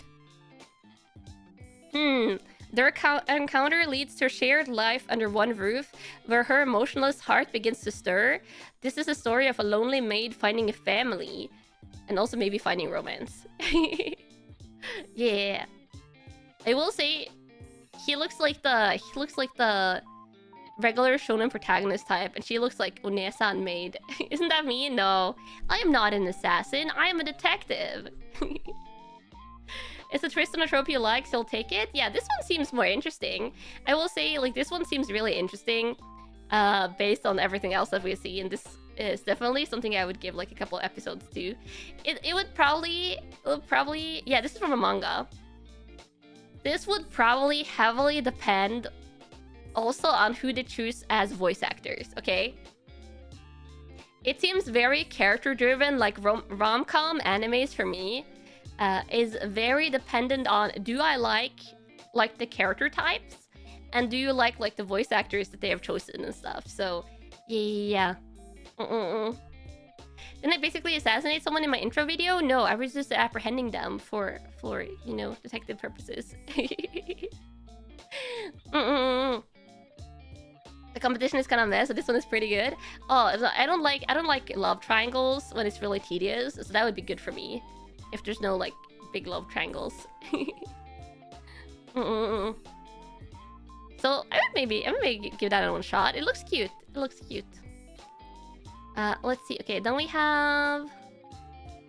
Oh, is this more romance? Oh, we're getting into more romance now. Badminton sports. Badminton, basketball, romance, school sports.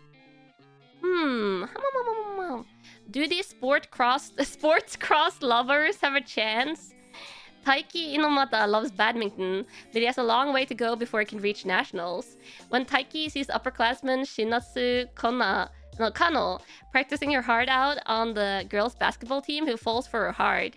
After an unexpected turn of events brings the two closer together, sports might not be the first thing on their minds anymore. Ah, that's cute. That's cute. Blue Box is your most anticipated anime this season.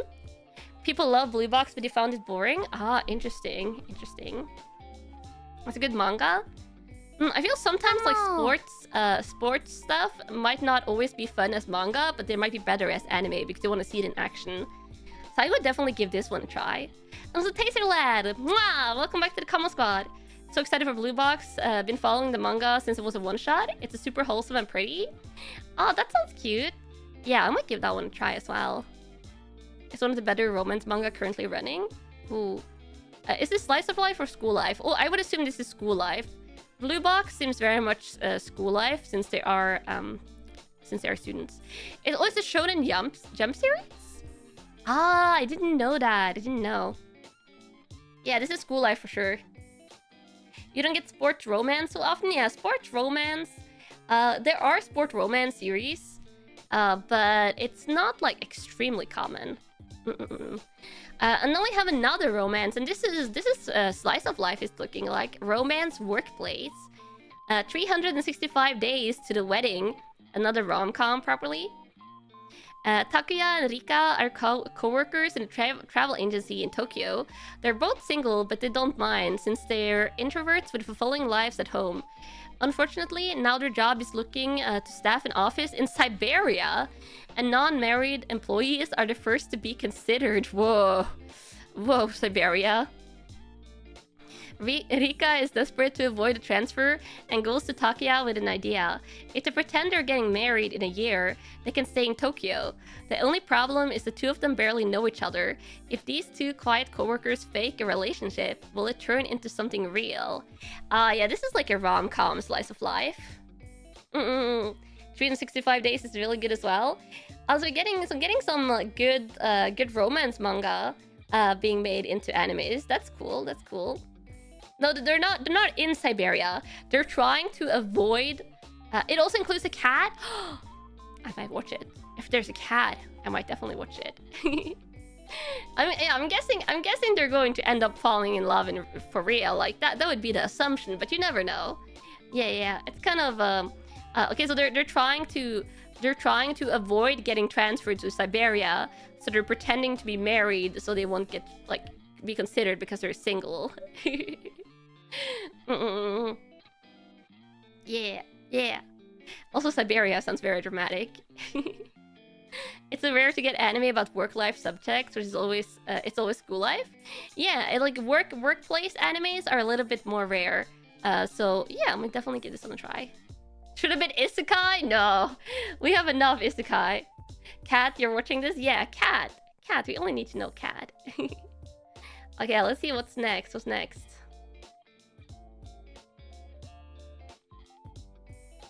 Wait. There we go. Okay, Demon Lord 2099. Also, hi for dropping in. Hi. Ah. Yeah, another Demon Lord. But this one is action, fantasy, sci-fi. Sci-fi is a little bit of a rarer anime genre. Like, there is quite a bit of sci-fi anime. But I feel like nowadays, like, fantasy is so dominant. Fantasy is so dominant in the anime sphere. Like, the amount of fantasy to sci-fi anime, like, it's crazily in favor of fantasy. Also, bye-bye if you have to go! Have a nice workday! I'll see you around. So, this one. The cyberpunk metropolis Shinjuku, a massive city-state bedecked with neon signs, towering skyscrapers, and the latest cutting-edge technology. It is here in the year 2099 of the Fused Era, where the legendary demon lord Valtol has his second coming 5 centuries in the making. But this landscape is nothing like the one he conquered all those years ago. The fusion of magic and engineering has elevated civilization to dazzling, unprecedented heights. Valtol may have been reduced to a historical footnote, but make no mistake, the brave new world will be his for the taking. Ah, so it's like a demon. It's like a demon lord that comes to like take over the world, but everything is like futuristic and sci-fi, and he doesn't know what to do. He doesn't know what to do. Yeah. Sci-fi has super high standards to make the cut in this era. True. Oh, JC staff has a lot of bangers if you ignore Tebisa 2. Oh yeah. It'll be interesting to see. Yeah, I kinda want to see this. Yeah, magic and science, like fusion, like demon lore, like fantasy guy in like a more sci-fi universe. I would definitely give this one a watch. It seems interesting. Magic tech? Yeah, magic tech, possibly. Clap. And then we have romance, comedy, fantasy, isekai, reincarnation, romance. But this is not the regular male protagonist, kind of like harem-y fantasy trope. This is the villainess or the female protagonist. The female protagonist cliche genre. I'll become a villainess that will go down in history. Me, the same girl who hates all those prim and proper heroines, got reincarnated as a villain in the world of my favorite fantasy dating sim. Yeah, it's a dating sim. It's my dream come true, so I'm going to leave my mark on history by becoming the world's greatest villain. But to do that, I'll need to get a lot stronger and smarter. Just one problem. The harder I try to be evil, the harder the prince falls for me. At this rate, will I ever earn my place in history? Yeah. So this is the female protagonist. Becomes a villain, tries to be a villain, but then people just fall for her. Sci-fi risks getting picked apart by fans who are much better informed on science than the writers in many cases. Oh, that's true. And fantasy, you can just do whatever. Wasn't there a villainous anime before? Oh, there is multiple villainous animes, and there's multiple villainous webtoons. Yeah. I think you're reading this one already? Yeah, this one seems cute. I would give it a couple of episodes. Yeah, it hasn't been overdone much in anime, but in manga and in webtoons, and I read romance webtoons, Kamos. I read romance webtoons, okay? There is a lot of reincarnated as a villainess. a lot. Some of them go harem. I don't like those much, but I like the ones that has like one male lead, one guy, and then there's one girl that just gets reincarnated, and there's one love interest. Yeah. Do villainous always have some romance included? In like 95% of the villainous webtoons, there is always romance. Almost always. I have seen, I think, 1 or 2 where it is not. And yeah, and there's some girls love, some Yuri. This one's pretty good read. Oh, that's a promise as well. Yeah. Okay, let's see. Oh, we have another return. Blue Exorcist. How long has it been since the first season? Let me check. 2011. It is 13 years. I remember I watched the original season of Blue Exorcist. I watched the first season. And then it just took forever for anything else to get released, so I kind of just fell off. I kind of just fell off, so I haven't watched anything else. Remember that from forever ago? Yeah. Blue Exorcist Beyond the Snow Saga. That tells me nothing because I only watched the original. How is it not dead already? I guess it's just one of those that it keeps on getting brought back. Yeah. But, you know, if you're a Blue Exorcist fan, here it is. And it is action, fantasy, mythology, supernatural. So for, like, genre, it's a little bit more exciting than all the isekai stuff. Thank God it's too old to be an isekai. I mean, there was isekai. There is some really, really, really old isekai anime. One of my favorite, like, older anime is technically isekai, or, like, literally isekai. I just don't think it was called isekai back at that time. It's 12 Kingdoms, Juni Kokuki. 12 Kingdoms is, I think, by definition, an isekai, if you, like, look at what happens with the main character. But it wasn't really called isekai back then. Yeah. It was the talk of the town for a while when it aired, but never watched it when you watched anime again. Yeah. Blue Exorcist was, like, very popular, I think, when it first drops.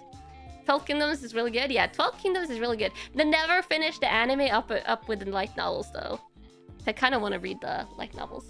Escaflowne was also? Okay, yeah, Escaflowne. There's some really old animes that was isekai, but they really weren't called isekai. Inuyasha? I think Inuyasha was, like, more time travel, set in, like, a fantasy setting. And then we have this one, action adventure fantasy. Goodbye Dragon Life. Long ago, the most ancient of divine dragons was slain by a human. The mighty dragon accepted its death when suddenly it was reborn as Dolan, a man who lives in a quiet village. While spending another peaceful day toiling in the fields, he meets Selena, a half-human, half-snake creature looking for a partner. The unlikely duo become friends, but challenges lie ahead that threaten their new bond. Yeah, a dragon gets isekai'd. So it's like, it's not isekai, since I guess he stays in the same fantasy world. But I guess it's what do you call it? Reincarnation? Fantasy reincarnation? But now he's a human. He's not a dragon anymore. He's a human. The facing in the manga was kind of bad. Ooh, interesting. But it's also a snake girl. You don't usually see snake girl characters. I kind of like that. Yeah, it's pretty fun. Yeah, it's not isekai. This one is reincarnation. Fantasy world reincarnation. That time I got reincarnated as a human, yeah. And this one, I think, like, because I kind of like the setting, and you don't see too many, like, snake girl characters, like, as on, like, a main character. I would give it a couple episodes just to see. Well, this one is 12 episodes confirmed. Has any of the other been episode confirmed? I haven't been checking too much. Yeah, most of these are, like, not confirmed the number of episodes yet. Okay, we gotta zoom. Oh god, there's so many left to go through. Uzumaki. Avant-garde horror. Here we have something else. Let's leave this town together, asks Shuichi Saito, a former classmate of Kirie Goshima, a high school girl who was born and grew up in Kurozucho. Everything from a strange whirlwind, billowing smoke from the crematorium, and the residence is turning into spirals. People's eyes spin in whirls, a tongue spirals, and the bodies twist unnaturally. In an attempt to escape the curse of the spirals, Kirie decides to flee from Kuozucho, but Kenji gets away from this turmoil. Ooh, this is horror. This is horror. Oh yeah, this is Junjo Ito. Yeah, this is Junjo Ito Uzumaki.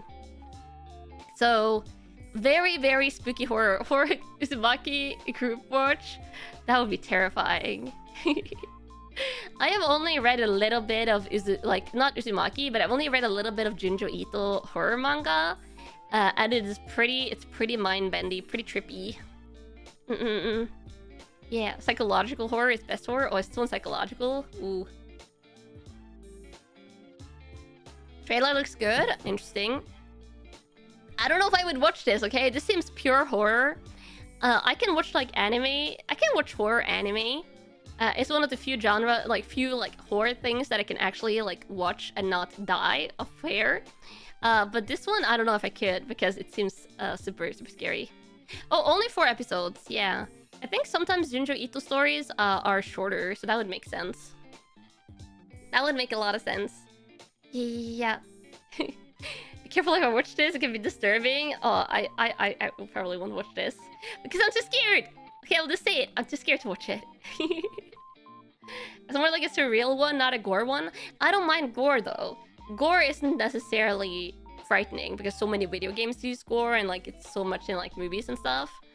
For enough reason? Yeah, for enough reason. Clap. Clap. Let's move over to the other fantasy. Comedy fantasy romance. The do-over damsel conquers the dragon emperor.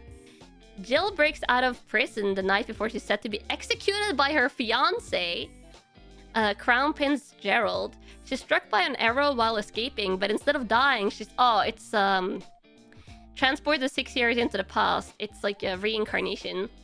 To the night she and... or like time travel reincarnation. To the night she and Gerald met, desperate to alter fate, she instead proposes to the first man she sees, Hades Teal's Rave, her enemy in the future. This is her last chance to get it right. This is a big trope. This is a big trope in especially like female character protagonist webtoons. Yeah, regression. Yeah, regression. You can't take this title seriously anymore? Yeah, don't worry about it, I don't know, this doesn't sound too exciting for me. But I have read like really good entries in this genre, like in this trope, can have some really good stuff. But I've just read a lot of really good ones in webtoons, and this doesn't call out to me. Yeah, a lot of do-overs. Do-over is a popular genre in the female protagonist romance webtoons. Yeah, this one just feels a little bit like samey to other stuff that I read. Let's see, what is this one? Oh, we're over in harem again. Comedy harem romance. They're not even like sugarcoat. Oh, it's a 24 episode one. This one is 24 episode.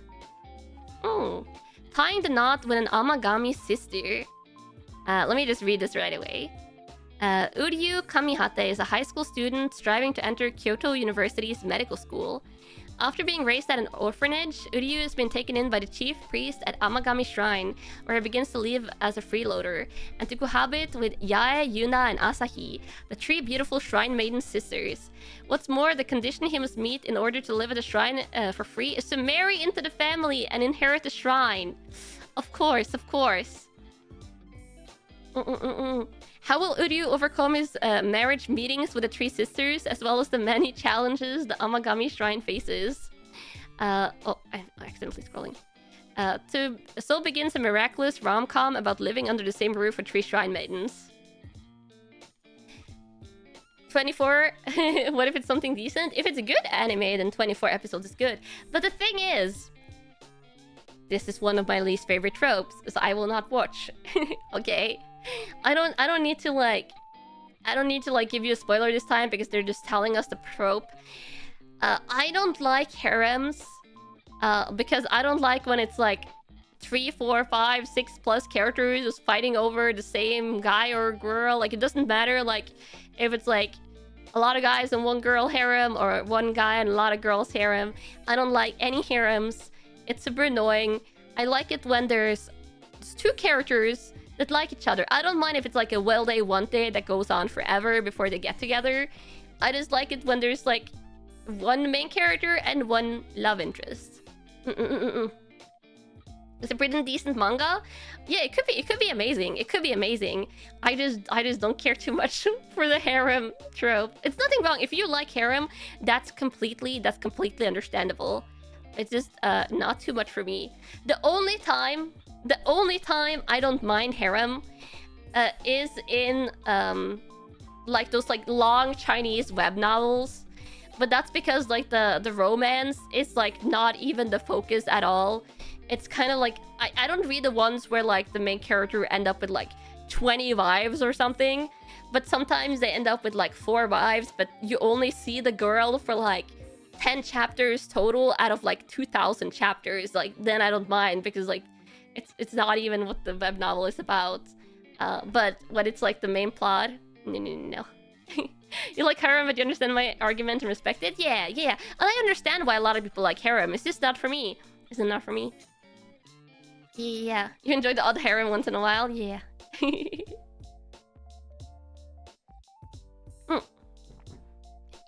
Yeah. Okay, next one. The most notorious talker runs the world's greatest clan? This is a light novel based one. Noah longs to be a seeker like his heroic grandfather, slaying the beasts that emerge from the abysses and explore far-off lands. Unfortunately, it turns out he's nothing but a measly talker, a job with no combat skill whatsoever. Undaunted, Noel sets out to establish the strongest clan in the land, using his silver-tongued talker skills to unite assassins and heroes under his leadership. Ah, it's like a leader. He has like a non-combat class. This is a manga too? Oh, it is a manga too. Okay. Action adventure fantasy. Yeah, it's like a charisma power. Which honestly, that sounds super overpowered for like a leader type position. Yeah, politics leader. I actually would give this one a couple of episodes. He's not a nice guy though. I mean, this doesn't look like a nice guy character. But I would give this one a couple of episodes just because this is more of like a politics trope. And you don't have like too much politics focused anime. Backstabs a ton of people? Wow. Yeah, I guess it looks super edgy. Could be a letdown, but you never know. Let's see, what do we have here? Let this grieving soul retire. Action adventure fantasy. Look at there's so much action adventure fantasy! Release me, camels! From this action adventure fantasy hell! I can only commit to watching 1 or 2 episodes of a limited number of action adventure fantasies, and then I just run out of space for action adventure fantasies to even like consider watching. What do you mean no? What do you mean no? You're not going to release me from the fantasy limbo of anime. I didn't put you here. You brought us here. I brought you here, but I didn't know it was going to be so much action adventure fantasy. It's insane. You want to return to isekai? This is basically the same as the isekai animes. Because they get isekai into fantasy worlds 95% of the time. He looks like he has the emotions from Arufureta mixed with one anime where the guy got isekai and lost all his money. Wow. We all suffer. Yeah, we're all trapped here together. I guess we were just all collectively trapped here, Camels. None of us can escape. Also, I just realized I'm not showing the title. There we go. It's the golden age for treasure hunters, adventurers, hungry for wealth, fame, power, and glory, who risk their lives in treasure vaults throughout the world. Let's become treasure hunters. Cray and his childhood friends swore to become the greatest of them all, but that dream should have died the day Cray realized he wasn't cut out for the job. Yet expectations continues to mount, right along with Cray's fear for his life. While his childhood friends climb higher towards their dream, this grieving soul has one simple wish: to pack it all in and retire. It's going to be that type of trope where the character doesn't want to be there but keeps on getting pulled in and like miraculously saving the day. Also, it's one guy with like 1, 2, 3, 4 girls again. This seems like harem or fanservice-y. I probably will not watch unless it turns out like sometimes if there's an anime where like I will not watch this, but then like after it has aired it turns out like it gets like amazing reviews and stuff like that. Sometimes I'll give it a chance still, but I will probably not watch. Sounds like One Piece a little by the synopsis. This does not sound anything like One Piece at all. This does not sound like Luffy, the One Piece protagonist. This one is quite funny, but requires a lot of suspension of disbelief. Oh, I can see that. I can see that. Oh, and then we have Ron Kamono Hashi's Forbidden Deductions. Oh, it is detective mystery. I do like mystery animes. Ah, it's 2023. A 2023 anime that got a second season the year after. Okay, let me see. It has Kamo in the title. It has Kamo in the title. Was once regarded, Ron Kamonohashi was once regarded as genius at the top detective training academy. But after a fatal mistake, he was expelled and forbidden to become a detective. Years later, police officer Totomaru Ishiki knocks on Ron's door seeking help on a serial murder case. He finds Ron, now a messy-haired recluse, who agrees. Together, this mismatched detective teams begin solving their first mystery. I like it! I like it! Like a cop-detective duo. I probably should check out the first season. Yeah, only a year of wait for a sequel for second season is decent. Yeah. No, I don't think that's BL. I don't think it's BL combo. It's just a detective buddy duo. There is actually like quite a bit of like buddy duo animes. Actually, my favorite season of Psycho-Pass, and I know this is kind of like a hot take when it comes to Psycho-Pass.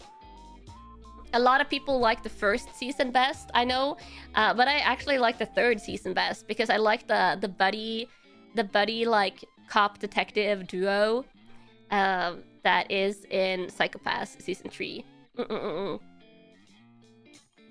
Yeah, also needing some water. Water. Remember to stay hydrated, Camels. But like, compared to all the fantasy, isekai, and harem stuff on this list, this is one of the like the more like standouts. It's more of one of the standouts here. So I would probably go and watch the first season of this to see if I like it, and then watch the second season if it's good. If it's good. And I do like mystery. Bum, bum. Let's see. Oh, Dragon Ball. Wait, Dragon Ball? Isn't there... Wait, how many Dragon Ball anime is this? Is this like a new season Dragon Ball? Or is this like a new series Dragon Ball? I swear there's like so much Dragon Ball stuff out there on the anime side. I don't even know what's going on. Dragon Ball Daima. It looks like a little... We're back to the OG storyline. Is this like a remake again? Daima is the weird one. It's a new series. It's a GT remake. Original spin-off. Was the Lost Project Toriyama was working on before his passing? Aww. Okay, let me see. The remake? Everyone is a child for some reason? Yeah, like Goku looks like a child there. Due to a conspiracy, Goku... Oh wait, no, they're turned into children. Due to a conspiracy, Goku and his friends are turned small. In order to fix things, they'll head off to a new world. It's a grand adventure with intense action in an unknown and mysterious world. Since Goku has to make up for his petite size, he uses his Nyoibo power pole to write something not seen in a long time. Interesting. So it's like a spin-off, I guess? It's like a Dragon Ball spin-off? Wasn't Goku turned into a child already in an earlier series? I have no idea. I've only watched a tiny bit of Dragon Ball. Dragon Ball, Dragon Ball Z, Dragon Ball GT, Dragon Ball Super, and now Dragon Ball Daima. Yeah, there's a lot of Dragon Ball. Might be a return to more hand-to-hand combat too? Yeah, possibly. Basically revisiting the it was in GT. Okay, so that was happening in GT. We don't talk about GT. Do we talk about Daima though? I mean, we're going to find out. I guess we're going to find out when this releases if we talk about Daima or not. Honey, I shrank the Saiyans. Wow. Wow. And then we have Rurouni Kenshin, another oldie. This one is like the Rurouni Kenshin remake, right? I know Ronin Kenshin is getting, like, remade. I think it's been remade for a while. So this is Ronin Kenshin Kyoto Disturbance. I'm guessing it's just like a new season of the new Ronin Kenshin, which is like an old samurai manga / anime. Kyoto is the best Ronin Kenshin arc. Yeah, it's a season 2 remake. Okay, yeah. Season 2 remake. So Ronin Kenshin, yeah, actually I might want to check out Ronin Kenshin the remake. Because I never watched the original. So that's Dragon Ball and Ronin Kenshin. Oh no, we have this one. I've read the summary of this one before, and I don't like the trope. I don't like the trope. If my wife becomes an elementary school student, I don't like the trope. Father Keisuke Nijima and daughter Mai Nijima lose the light of their life when their wife and mother Takaya Nijima passes away, but are miraculously reunited 10 years later when they find she has been reborn and is now an elementary school student. Both father and daughter are bewildered by her new appearance, but she still manages to give them the first kick up the backside they've had for 10 years. I'm just like, no. Okay, this other one. Sengoku Yoko, the Thousandfold Chaos Arc. Wait, what is Sengoku Yoko? God, which one is this? Oh, this is a new one that came out earlier this year. No, wait. This isn't even... No, is this earlier? This is... No, I'm gonna read. Sengoku Yoko. The world is divided in two factions, humans and monsters, called Katawara. Despite being a Katawara, Tama loves humans and vows to protect them from evil, even if that means fighting her own kind. Her brother Jinka, however, hates humans, despite mostly being one. The siblings are joined by a cowardly swordsman named Shinsuke, who wants to learn how to become strong. When the group uncovers a plot to experiment on humans and transform them into monsters, they vow to defeat whoever is behind it, even if it means battling an entire army of warriors. This one is weird and sad. This is the back half of the manga, which was infinitely better than the first half. Interesting. I have no idea what this one is, but intriguing. It has mythology in it. I like mythology stuff, so that could be cool. And there's 22 episodes confirmed, so it's a longer one. I do like the longer one. I sometimes feel 12 episodes is like way too short, way too short.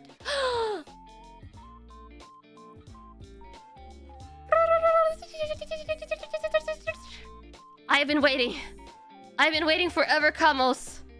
This is the one. This is the one. I will be rewatching this one for years. I'll be rewatching this one for years. It's Natsume's Book of Friends, or Natsume Yujincho Season 7. Season 6 came out like in 2017, I think. It's been 7 years. It's been 7 years. This is like my all-time favorite anime. I love it so much. I have cried so much watching Natsume Yujincho because it just brings all the feels. It just brings all the feels. And it's finally getting a new season. Finally, 8 years to season 8. Don't say that. Don't say that. No synopsis. Yeah, it doesn't have a synopsis because it's a new season. Drama, fantasy, Yashike, a mythology, slice of life. This is also school life, but this is like also family life. And just so much character development. So much like supernatural, Japanese yokai, has like a little bit of historical aspect, has like great supernatural. It is super good. It can be sad. Yeah, this one can be sad. Natsume Yujincho, if you watch all the seasons and then I guess you watch this one, there is a lot of like high feelsy moments throughout the seasons. The characters in the show is so good, yeah. And this is the thing, this show does supporting characters good. This one does supporting characters really well. Like, the main characters is this guy, like Natsume Takashi. And then Nyanko Sensei, which is, it looks like a fat round cat, but he is a yokai. He just takes the form of like a fat round cat, which also, a cat is one of the main characters, Cosmos. A cat is one of the main characters. But all of the long-running side characters have great character development throughout the series. Like some of them, like you'll see for one season, and then you come back, and then they come back, and it's glorious. This is seriously like, if I was to recommend an anime to like anyone, like just an all-rounder good anime that has a little bit of everything. It has like family slice of life, it has slice of life, it has trauma, it has so much supernatural. It has fun moments, it has really sad moments, it has everything. Yeah, even the yokai get character development. Amazing. It has trauma, yeah, it has deep emotional trauma. Yeah, so I will be watching this 1000%. I might rewatch the entirety of Natsume Yujinsho, and then watch this, but we'll see. Is it pretty bold to can't show emotion? Oh, he shows a lot of emotion. If you think he cannot show emotion, then you have not been watching Natsume Yujinsho. It starts super slow though? It doesn't, I don't think it starts that slow. I guess it depends, but this one is like really brings it in the long run. Yeah. So excited. And then this other one, Childcare Fantasy Wait, what is it? Childcare Fantasy Vampire. That is one collection of tags. Also, it began in summer, but it only has 13 episodes. So I guess this one is like almost complete. So it doesn't really, it shouldn't even be on this list. Why is this even on the list? I guess we'll read it since it's fair, and it's more interesting than whatever fantasy stuff might be upcoming. Okay. Hailing from the prestigious noble house of Delico, Dali Delico is an elite member of the Blood Pact Council with a promising future. When the Blood Pact Council, the highest governing body for the Vamps, assigned a special mission to Dali, he flatly refuses it. Having lost patient Gerhard Dino and Enrique, who are also council members serving the same term as Dali, rush to the house of Delico to persuade him. What they witness there is Dali taking care of an infant himself. Meanwhile, there has been a series of mysterious murders targeting vampires. Can they find the right balance between their absolute mission and childcare in this magnificent gothic world? I have no idea. I have no idea what's going on with this one, but I would give it an episode just to see what's going on there. Is vampires running a kindergarten, but they're also investigating murders? I guess. Yeah, it's like what? It's like I want to see what's up. Yeah, it seems so random. I kind of want to watch one episode just to see what's up. The childcare sounds kind of tacked on. It does, but it makes you intrigued, right? It makes you a little bit more intrigued than action fantasy adventure number 13, number 14, number 15 in the same season. Yeah. Let's see. And then we have organized crime romance. Whoa, we're getting... What is... Kamos, please explain to me. Why a lot of the most popular ranked stuff is all of this isekai, and then the things with like actual unique and interesting like genre tags and plot lines are like down here in like the quote-unquote like less popular. Is this why there's so much isekai? Because the people crave it? Do the people crave isekai and fantasy adventure? I guess so. Oh no, don't worry if you crave it. If you crave it, it's fine. But it's just so much of it. Yeah, also, I guess we could talk about Ranma and a Half first. There's not much to say about this other than the fact that Ranma and a Half is getting remade, and I'll probably watch it. It's also getting remade by Mappa, and Mappa is usually like an amazing anime studio. And I used to read Ranma. Ranma was one of the first mangas that I read back in the day. Back in the day. Ranma is getting remade. And I think they're bringing the original... Are they bringing the original voice actors For Ranma? I think? Mappa is cooking a lot lately? Yeah. Didn't know they were getting a remake? Yeah, they're getting a remake. Ranma and a half is getting a remake. Bum, bum. You like how the classic remakes are for anime? You've not looked at Urusei Yatra because you feel like you should check the original. If you do, you can just go straight to the original. Japanese, yes, they're bringing back the original. Most of them actually, yeah, most of the original voice actors are coming back. So I'll probably be watching Ranma and a half. And then we have Yakuza Fiance Race wa Tanin ga ii.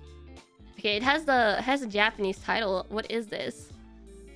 Soumei Renji is Soumei Yoshino's Soumei Renji is Soumei Yoshino's grandfather. Oh, okay. This was like weirdly phrased. I was like, none of these two characters look like a grandpa. I was like, none of them look like they're old enough to be a grandfather. So I was like wondering, wait, what? Okay, Soumei Renji is Soumei Yoshino's grandfather and leader of the Soumei group, the Kansai region's biggest Yakuza group. My grandpa reincarnated as a sexy dancer. That could have been the direction they're going. No, this is going like when he arranges for her to be married. So this is the character is actually Soumei Yoshino.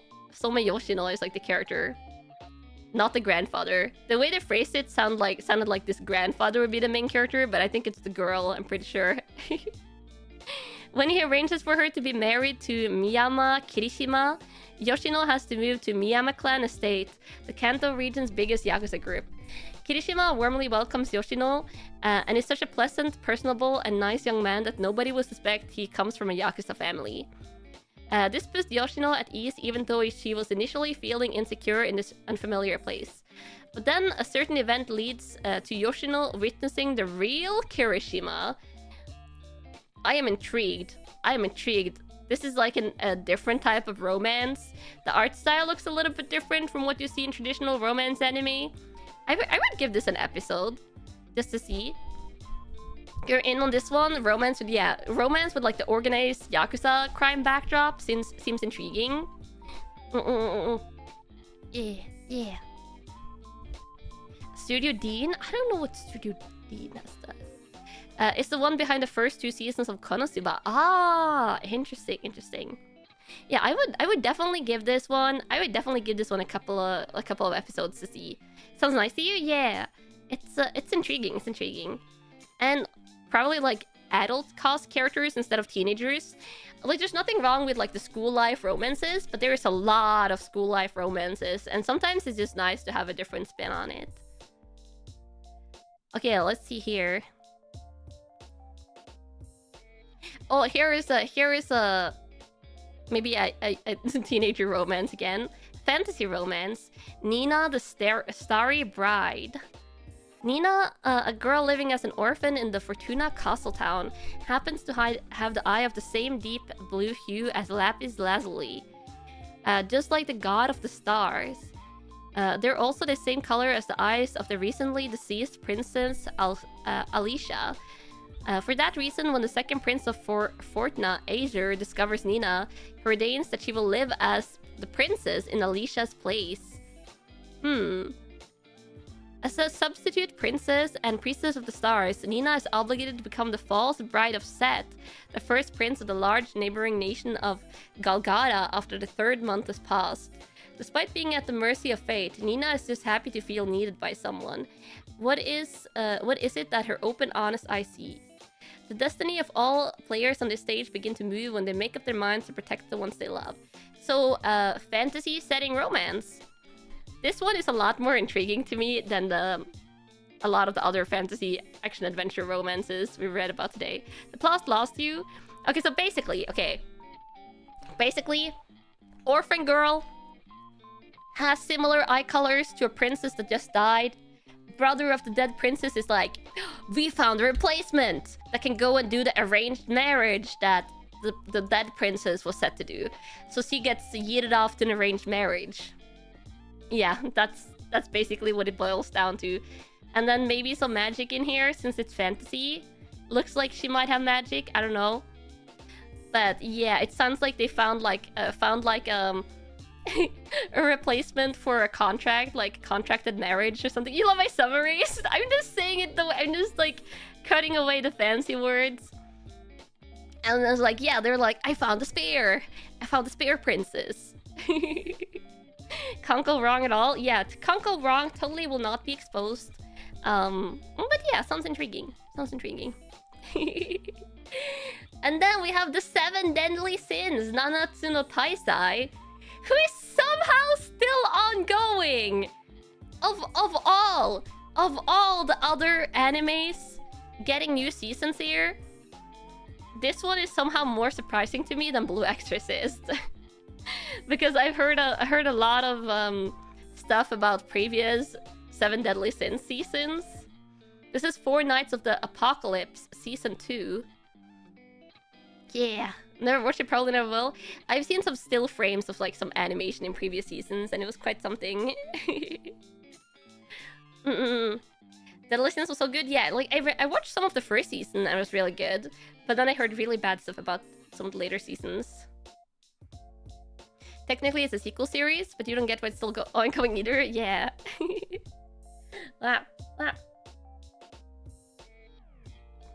Actually, I liked the first season. I watched the first season, or not all of it, but I watched part of it. But probably will not watch. Oh my god, there's a real historical anime on the list. I mean, we had Ronin Kenshin. But there's action historical samurai. Whoa, that's so rare. This is like genuinely rare. This is genuinely rare to see like legitimate historical animes, and I love them. It's one of my favorite genres. I have watched a lot of the pure historical animes. I have watched a lot of them because I like them. Blue Miburo, action historical samurai. Okay, so this is Neo is an orphan who can't help dreaming of a better world. In this action-packed manga, he meets 2 men who show him how much swords can change history. This riveting samurai series from the acclaimed creator of Days shares its setting with... Oh, it shares a setting with Ronin Kenshin? It's Ronin Kenshin related? Or is it just set in like the same historical period? Because I don't... This isn't from the Ronin Kenshin creator, is it? Also, hi for jumping in. Hi. And chronicles the founding of the Shinsengumi. Oh, no, it's probably the founding of the Shinsengumi settings, right? By handsome and volatile men fighting for justice and for themselves. I like it. I like historical samurai anime. Historical samurai anime. Kwa. We'll give like 3 episodes no matter what. I will give it like 3 episodes no matter what. Neo from the acclaimed game Neo and Neo 2? No, I don't think so, but it's a fun coincidence. It's a fun coincidence. It's Shinsengumi. Shinsengumi, it's like the Japanese samurai, like police-like squad, I think. However, have I ever watched a Blue-Eyed Samurai? I would have to Google it and look.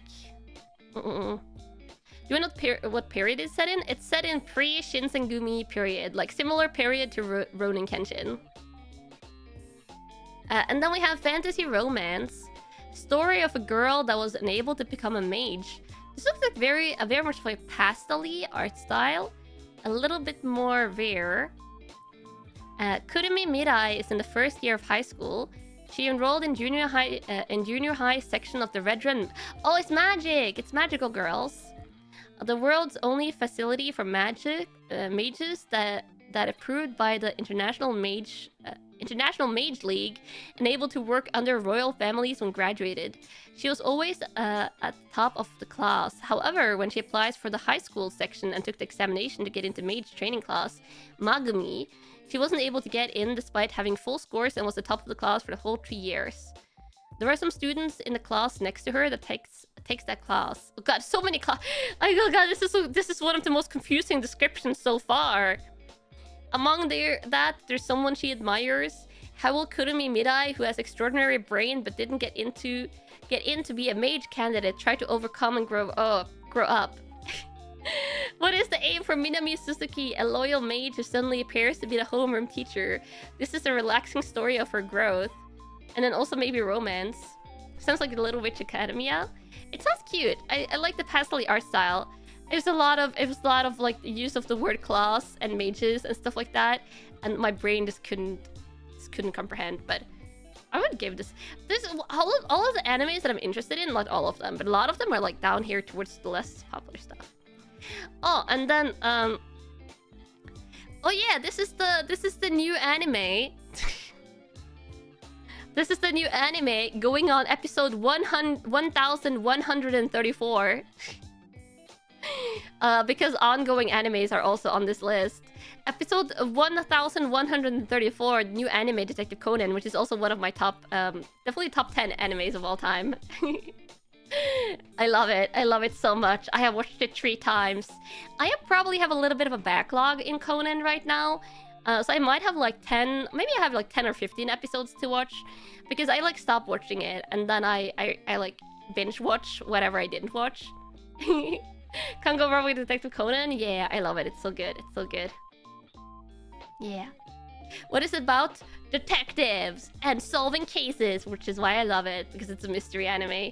Action, comedy, detective, mystery. This is such a good combination of genres.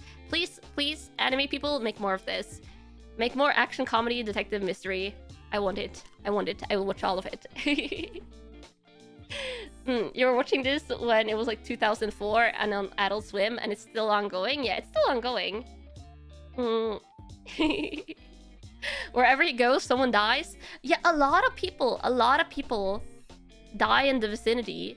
He's still a child? He's still a child. He'll probably still be a child until like the conclusion of the anime. I'm guessing if they ever find a cure for his child state, he will probably into the anime will be ending. Do you also like Kindaichi Files? I have watched Kindaichi Files 3 times as well. Yeah, but it's shorter, so it's like a shorter watch. Well, I haven't watched Gothic though. Gothic, I haven't watched. Does he even remember he's supposed to be tracking down the secret society? Oh yeah, for sure. He gets like trauma. He's like very traumatized every time something like that gets brought up. It's like Ash Ketchum from Pokemon. Oh no. He has like a different thingy. If you haven't watched Detective Conan, I'm not going to spoil, but like literally it like happens in the first episode. Did I watch Odd Taxi? I haven't, but I want to. It's on my to-watch list. Okay, and then the other one, strategy game. Tohai Urarata Mahjong Tohai Roku. Money, woman, organ. Wait. Organs?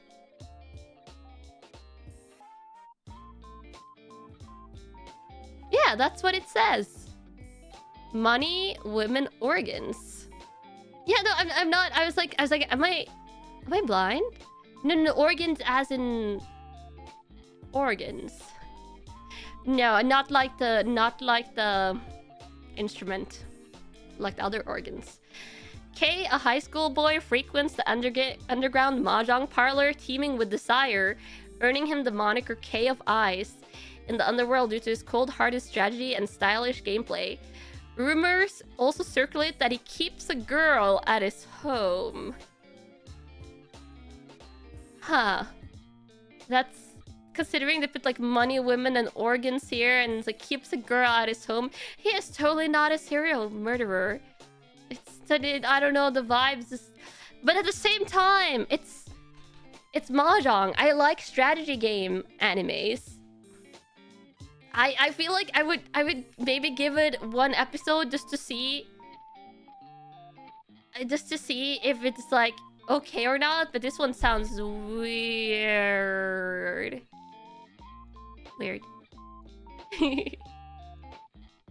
Wow, do you know any mahjong? Yeah, I know mahjong. VT mahjong. Yeah. The image looks very non-murdery. It looked very non-murdery. And then we have Pokemon Horizons, the series, which is also ongoing. It's episode 65, so I'm not going to read about that. But it's the replacement. Ash has retired. Ash Ketchum has retired. He's not in the Pokemon anime anymore. It's these two people. It's Liko and Roy. Liko and Roy. I didn't think he was ever going to retire, but it was a major thingy. And now we have other protagonists. Still can't believe it? Yeah, me neither. Me neither. Isn't he dead? No, he's not dead. He's just, I guess, finally growing up.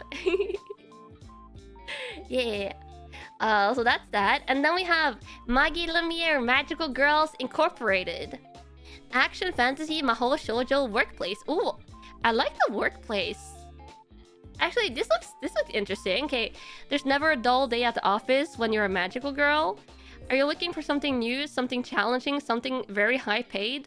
Exterminating monsters is an exciting, fast-paced field that will get you out from behind the desk and into action. With over 500 magical girl companies now in operation, 500 magical girl corporations. Wow. You're sure to find a position and a uniform that fits. Start your career as a magical girl today. Oh, it's a collab? Oh, it's a collab. Moa, JC Staff. Kanna Sakuragi is an excellent candidate for the job. Any job. She's motivated and organized and has a fantastic memory. So why has she interviewed at over 15 companies without receiving a single offer? She's trying to keep a positive attitude, but it seems like her bad luck is only getting worse when a monster crashes her latest interview. As havoc ensues, she finds herself helping the magical girl who comes to the rescue and ends up with more than just her life in return. Meet the newest magical girl at Magi Lumiere Magical Girls Incorporated. Kanna? No, Kanna. Yeah. Kanna Yanagi, Kanna Sakuragi. It's like rhymey. I would give this one a watch. I like workplace animes are often entertaining. And this one seems fun. Like, I think it would be more boring if it was like only one magical girl company. But if it's like 500, I feel like it would be like magical girl company rivalries maybe or something like that. The manga for this one is super good. Oh, that's promising then. Yeah, this one might be cool. Oh, and then we have... I haven't watched the first season of this. But if you know Initial D... Initial D is an older racing anime. It's an older racing anime. Oh, don't worry, I'm streaming a little bit more. I'm keeping watch of the time. It's not bonk time yet. This is the sequel. This is the sequel to Initial D, MF Ghost, which takes place in the Initial D universe, but with like another character. Another like time has passed since Initial D, and then it's like a younger character. Never watched Initial D. Love the songs though. Yeah, the song Speedy Speed Boy. I love. Initial D older, don't hurt you. I have watched Initial D twice. I know the pain. Don't worry. Always giggling at the MF. Yeah, I know. I kind of want to watch MF Go Season 1. So I'm not going to read too much about this, but yeah, it's the sequel to Initial D. Some things don't need a sequel. Not necessarily. But if it's good, it might be good.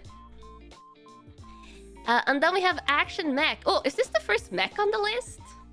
I have not watched the live action of Initial D. I have not watched the live action of any anime. Because I like the animes and I don't necessarily need to watch the live actions of them. Yeah, this is like the first mech on the list, which is kind of crazy because I feel like at least we see like a little bit more mechs than this. The girl side story in MF Ghost is kind of bad though. Ooh. Let's see. Okay, this one is Mech Ude, Mechanical Arms. Oh, it's an anime original. Hikaru's ordinary middle school life takes a thrilling turn when he encounters Alma, an alien entity resembling a mechanized limb called Mecha Ude. Alma, a member of a rare species, is fleeing from a sinister group hunting their kind down in search of one possessing unparalleled power. Tossed by resistant group Arms, this unlikely duo will embark on the perilous journey to save Mecha Ude. Oh no, is she going to like turn into... Is the girl going to turn into the arm that he uses to combat? I don't necessarily like that trope too much. When it's like a girl, but like they turn into like... utility gear? I don't know. I don't know. I don't know. I like the colors though. I like the design. Like it looks colorful and flashy. Maybe it's going to be super good, but I don't. I don't like the. Never getting Kanna Xenoblade. Xenoblade is a little bit different. It's a game series. I don't necessarily like it in animes. Yeah. Oh, here might be a fun one though. Gag humor. Comedy, fantasy, gag humor, mythology, school, workplace. I like Psyche Kusuo. Like the gag humor anime. That one is very fun. If this is like anywhere near that level of humor, that would be amazing. A terrified teacher at ghoul school. Like, it's like yokai school. Like the Japanese like yokai. Rookie teacher Haruaki Abe is as cowardly as they come. It's hard enough for him to handle human students without whimpering, and now he's going to be teaching at a school full of monsters. It's a classroom of horrors for Haruaki as his mischievous students use every means at their disposal to prank him. Will this poor teacher be able to get this group of ghouls under control, or is this class destined for failure? Yeah. Psyche is probably your favorite modern anime. Psyche is super good. Psyche is super fun. If this one is like anywhere near like as fun with like gag humor, I will watch it. I will watch it. Yeah. I would give it an episode or two to see the humor. This one is more sitcom than gag. Sitcoms can be fun though. Yeah. Psyche is goated. Yeah, Psyche. If you want to watch like a hilarious comedy anime, Psyche Kusuo is really good. It's really good. Also, it has some fun like supernatural stuff. Okay, how I attended an all-guys mixer. Oh, I think I've read about this one a little bit as well. It's comedy, cross-dressing, romance. Okay, so college student Tokiwa gets invited to a mixer by his female classmate So. When he arrives with his friends Asaki and Hagi, they're greeted by 3 dazzling, handsome men. Turns out these 3 cute boys are actually women in drag, still in costume from their day jobs at a butler cafe that caters to female clientele. No, it's not BL. No, it's not BL. As the 6 get to know each other, they soon find themselves getting closer in an unexpectedly heartwarming and hilarious ways. So it's romance, but it's like ikemen girls. It's like handsome girls. It's not yuri. It's not yuri. It's like tomboys. It's like tomboys. So I think it's like 3 guys. It seems to be like these three guy friends and these 3 girls, but the girls are like the ikemen like butler types. Yeah. So it's like regular. It's like tomboy romance. Yeah. So I think this one seems fun. If it's like comedy, if it's like rom-com, that could be a fun watch. And you don't often see like the handsome girl type. It's kind of rare in romance anime. Yeah. It's not marked as cafe. I don't know if it's like takes place in a cafe setting, but I like that they're throwing like a little bit of different stuff in the romance genre. Like we have this one. We also had this Yakuza one. So there's and then like these more like classic romance animes that was like up here. We also have some harem if you want the harem. But then you also had Blue Box and 365 Days. So there's a lot of variety in the romance anime in this season. Let me see. Okay, we're down here. Let's see. After School Hanako-kun sequel. Oh wait, let me see. Is this the one? Ah, this is this one. I've heard good things about this one, but I've never watched it. Toilet Bun Hanako-kun. It's like a supernatural. Kamome Academy is rumored to have many mysteries. The strangest, which involves the mischievous ghost of Hanako-kun. When a cult-loving high schooler Nene Yashiro accidentally becomes bonded to him, she uncovers a hidden world of supernatural beings. Yeah. This one is like pretty famous, I feel like. After School Hanako-kun, it's a comedy parody school supernatural. So maybe I'll finally check out the original. You fell very behind in the manga, and the first anime project barely even got into the main plot. But I think like by this point there's like this one, the short, and then the second one, and then this one. So like now there's quite a bit. Now there's quite a bit to the anime to watch. Also, is this a Nintendo Switch? This one is ongoing, it seems like. Is that just straight up a Nintendo Switch? Comedy, romance, Murai in love. Murai is a second-year student at Takabe Gakuen High School, enrolled in a college preparation course. His homeroom teacher, Tanaka, summons him to her office after he declares that his post-high school plans is to marry! He wants to marry his homeroom teacher! Wow. Takana rejects Murai, telling him that she would never be interested in the boy with long black hair. Secretly an otaku, she has eyes only for Hitotse, a character from an otome. Oh, she's in love with an otome game character. Legally distinct switch, you sure? Yeah, legally distinct switch. The next day, Murai appears before Takana, a changed man. Having cut his hair short, dyed it blonde, Murai looks exactly like her beloved Hitose. Takana is unable to hide her shock at this sudden development and tries to distance herself from Murai. When Murai presses on his attempt to romance his teacher. I see, it's a teacher-student trope. What do you mean as a Switch? The buttons aren't the same. Yeah, legally distinct Switch. Legally distinct Nintendo Switch. But yeah, it's the teacher-student romance. I don't know, probably not. There's other romance animes I would check out this season, other than this one.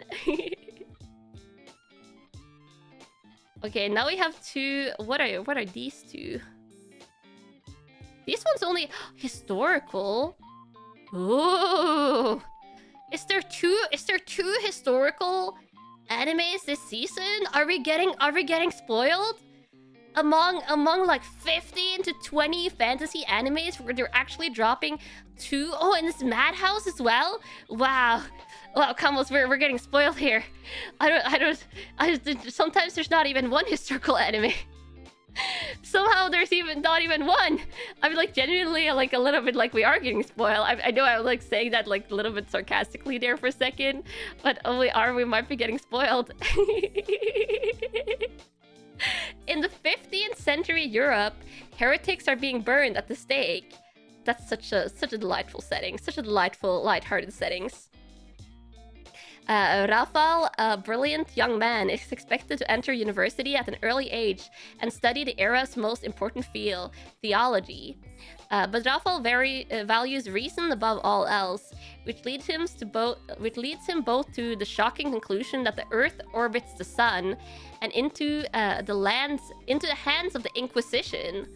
Ooh, heretics, yeah. A decade later, two members of the Watch Guild. Oh, a decade later. Whoa, a 10-year time skip in the description. Two members of the Watch Guild, the dour young Oxy and the cynical Grass, find a hidden stone chest that details the secrets of the universe Raphael left behind. Dare they change their own stars by selling the heretical text? Or would that only lead to the stake and the fire? Ooh, interesting. I'm so intrigued by this. It is based on a manga, but I haven't seen the manga. I will watch. I will give this episodes. Like, pure historical anime is pretty rare, and it's Madhouse. Historical interested Kamos. We have found an anime. Seems interesting. Yeah. Ha! Excited. You just read the first few chapters of Murai in Love. You think it's funny? Interesting. Heard very good things about the manga. Madhouse is a great studio too. Ooh. Pure historical, you highly doubt that, but like, you know, like it's not historical isekai fantasy action adventure. Why is it so low on the algorithm? Because people don't crave historical animes. I'm just like, please, people, start craving more historical animes so I can get more historical animes to watch, okay? If everyone just collectively decides to crave the historical anime, then the anime industry isn't going to have a choice. They're going to have to make more. They're going to have to make more, okay? Please. Please start craving it. Yeah. Sounds just like a history lesson? No. The usually historical animes are usually very interesting.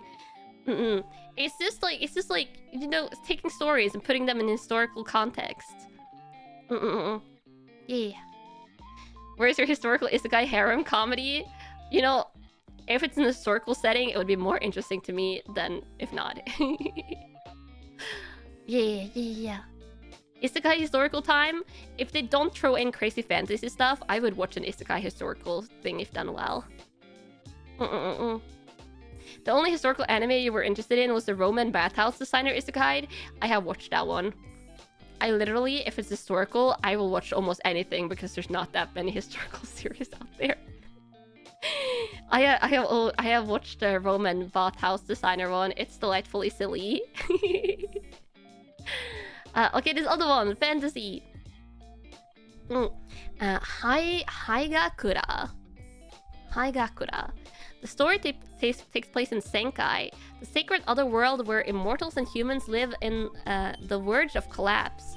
Ichijo, a poet warrior who uses the technique called Kezai to capture the gods scattered all over the world, and his follower Tenko search for the 4 evil gods who hold the key for the collapse of Senkai.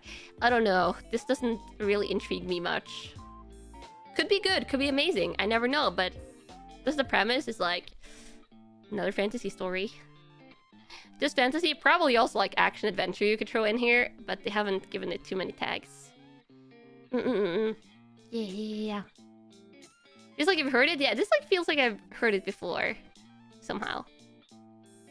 Okay, I think we're starting to get down. Okay, I don't know if I'm going to read everything really closely anymore, because I feel like we're starting to get down into a lot of the, like the... Yeah, it's like almost at the end of the list now, but I'll only stop at like the interesting stuff.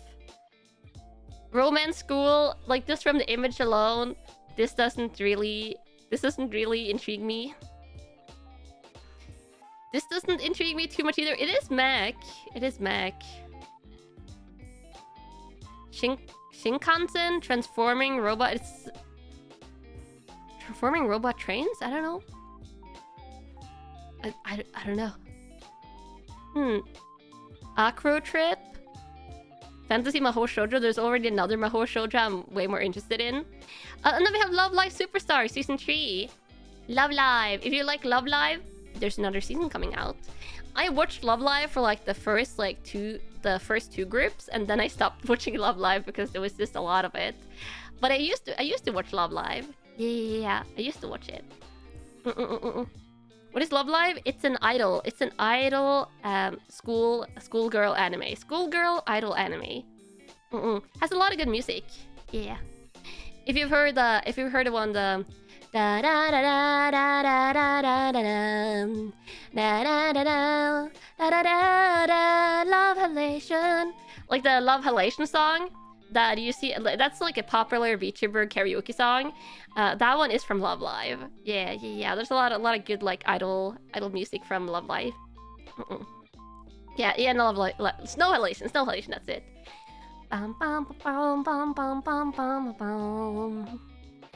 Trillion Game drama suspense. That's more intriguing. You don't get it? Continue? No, I won't continue singing it. It's a competing IP to Idolmaster. Oh yeah, Idolmaster. I've never really watched Idolmaster. Oh, and this is Madhouse again. Ooh. Old schoolmates Haru and Gaku will do anything to achieve success. And success to them means earning $1 trillion. But to do so, they need to take full advantage of their own unique skills. Haru is persuasive and a confident speaker who can connect with anyone, while Gaku, although awkward, is an expert programmer. Will their combined talents be enough to make their dreams a reality? Ooh. And since this is a trillion game, are we going to go into kaiji territory? I'm on livechart.me. It's like one of the anime chart sites where you can read about animes. Oh, it says 2 course back to back, which means 2 seasons. Which does mean 2 seasons. It's not a Squid Game. I don't know if it's Squid Game like, but like if it's like it's like, is it gambling? Are they going to like run a con or something like that? I have no idea. It doesn't really elaborate much, but I would give this a chance, especially since it's Madhouse. Especially since it's Madhouse. And then we have fishing! Fishing! Ooh! Negative, positive angler. And this is an original, an anime original. The story follows Tsunehiro Sasaki, a depressed college student burdened with debt and being told that he only has 2 years left to live! Wait, that got dark all of a sudden. I wasn't expecting that from a fishing anime. Does fishing nothing else? You nothing else? After falling into the sea while on the run from debt collectors. Debt collectors as well, with 2 years left to live! Tsunehiro is rescued by friends Hana and Takaki, and soon becomes hooked on fishing himself. Yeah, it's just fishing. Oh, on the tags you mean? Oh yeah, on the tags. Negative, positive describes the mood? I guess so. On the run from debt collectors, only has 2 years left to live, but he becomes obsessed with fishing. I would also give this. I would give this an episode because fishing-centered anime is kind of rare. Yeah. The only fishing anime you know is about a group of 3 middle school girls, which is slice of life. Fishing anime, yeah, fishing anime is super rare. I feel like any like sports or like activity-centered anime that isn't like music or like schoolgirl, high school activity based is like pretty rare. Those have been in fishing series for a while. This looks like it's riding on that, possibly. Also, have a nice day! Have a nice day, I'll see you around! Clap! Clap! Come on, love! Come on, love! And then we have... High stakes game suspense. What is this? God app?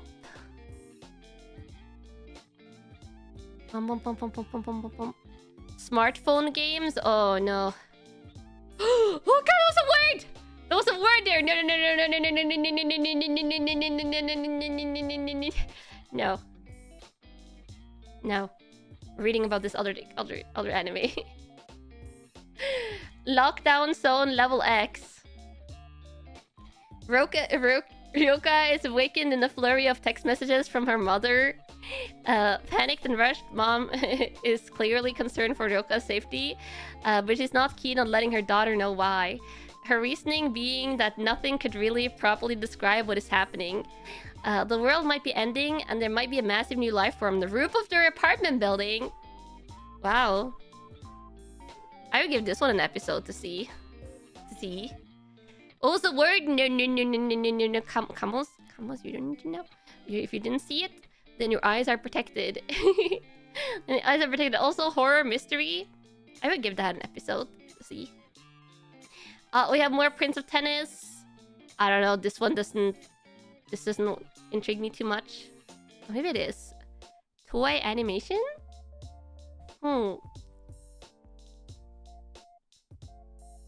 Game. It seems very shonen. It's very like high shonen.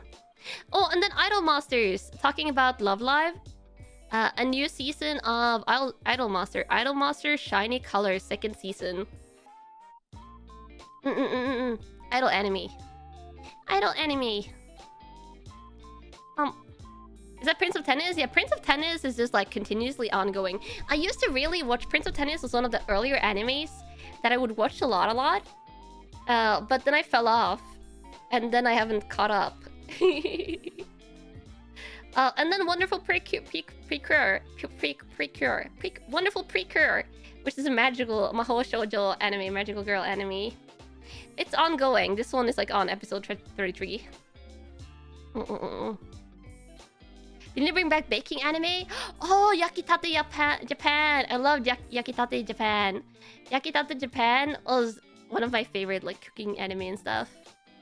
These other ones, I don't know. Shadow Wars. I don't really. There's a cute doggo. There's a cute dog. Tono to Inu. It's comedy slice of life with a dog in a historical setting. It's a dog in a historical setting. It's like a little A little sheep. Is this like a corgi? It doesn't look like a sheep, but you know, it looks like a corgi. In the Warring States era, there were those who performed feats resembling demons or gods, though that is now a thing of the past. The Lord now lives in complete decline and impoverished tenement. The Lord who's fallen into such circumstances encounters a single dog. Feeling pity for its peculiar short-limbed appearance, the Lord reaches out a hand, but soon becomes amused by its mischievous behaviors. Thus begin the cohabitations of the fearsome Lord and the cheerful dog, bringing peace and harmony to their lives. I want to watch this. I want to watch this. It looks so cute. It's so cute. That is the first anime made with Live2D. Oh, Live2D Creative Studios. Interesting. I want to see the corgi. It looks cute. It might be super cursed. I don't know how a Live2D anime will look, but I wanna see the cute dog. Oh, these other ones, I don't know. It's a lot of like kids animes. Yeah, that was the end of the list. But there was more here. I was like, in the beginning, I was like, this is a lot of isekai. This is a lot of isekai. But the interesting stuff here was like towards the end, honestly. There was more than I thought there would be. That I was interested in. Do you have a notepad? Did I know which list of anime I want to watch? No, I just looked through the same anime list later and remember from the pictures.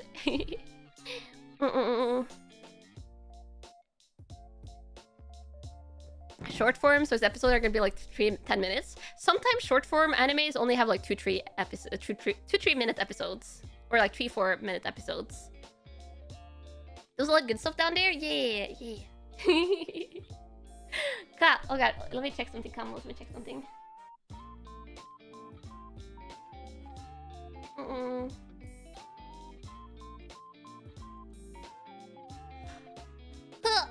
Extra.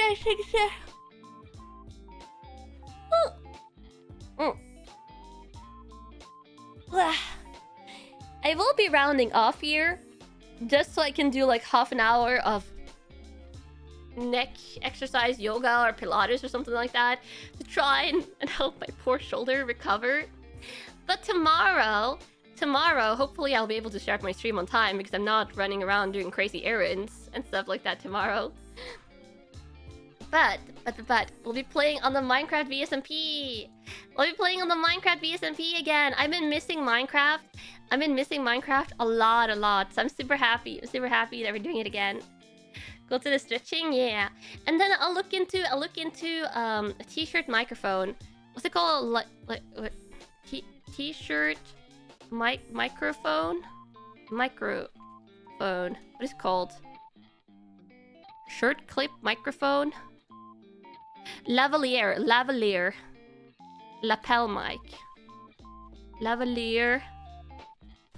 I'm going to see if I can find it on a Norwegian website. Because if I can find it on a Norwegian website, then I can order one, and then we can start doing Satsu exercising streams or something like that together. Like maybe on like Sunday mornings or Saturday mornings. Yeah. So I'll see you tomorrow for Minecraft. I'll be taking Wednesday off, but I'll be dropping a short. I will post the schedule after stream. Yeah, and then maybe the birthday schedule under that. I might post it like in the replies. And then maybe like we'll do like a donathon announcement. I don't know what Pixel staff I think you should do. But I think maybe like we'll do a donathon announcement. Because if you didn't catch it, the birthday is going to be a 3-day birthday celebration. Technically 4-day. Starting on Saturday, Sunday. And Sunday, Monday, and Tuesday will be a 3-day donathon as well. With a lot of fun stuff. Some fun surprise announcements. And a lot of cool donathon calls. Yeah. And also Batsu Wheel. Clap. Let me find someone for us to raid. Oh, wow.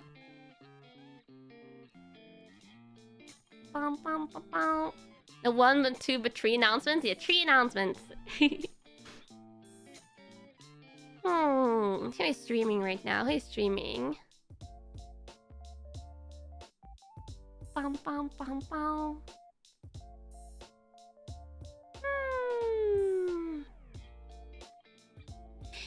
let's read Chio. It's been a while since I rated Chio, I think.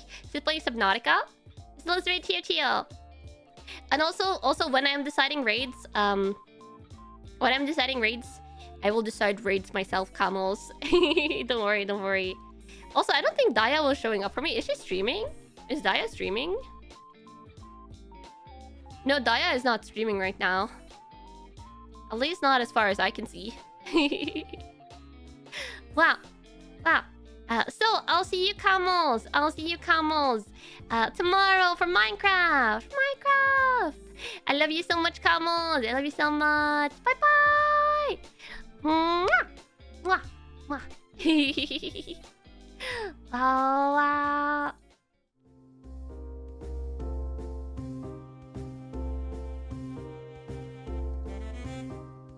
Let me get it. Now that you may or may not soon, maybe soon, you'll find out the purpose of the rolling camel. I gotta tease you with the rolling camel for as long as I can. Like, you're going to know. Maybe you're going to know what the rolling camel is for soon. So now I gotta just tease. Look at that! How far you roll. If I do it like this, you roll so far. I'm just I'm increasing your rolling powers.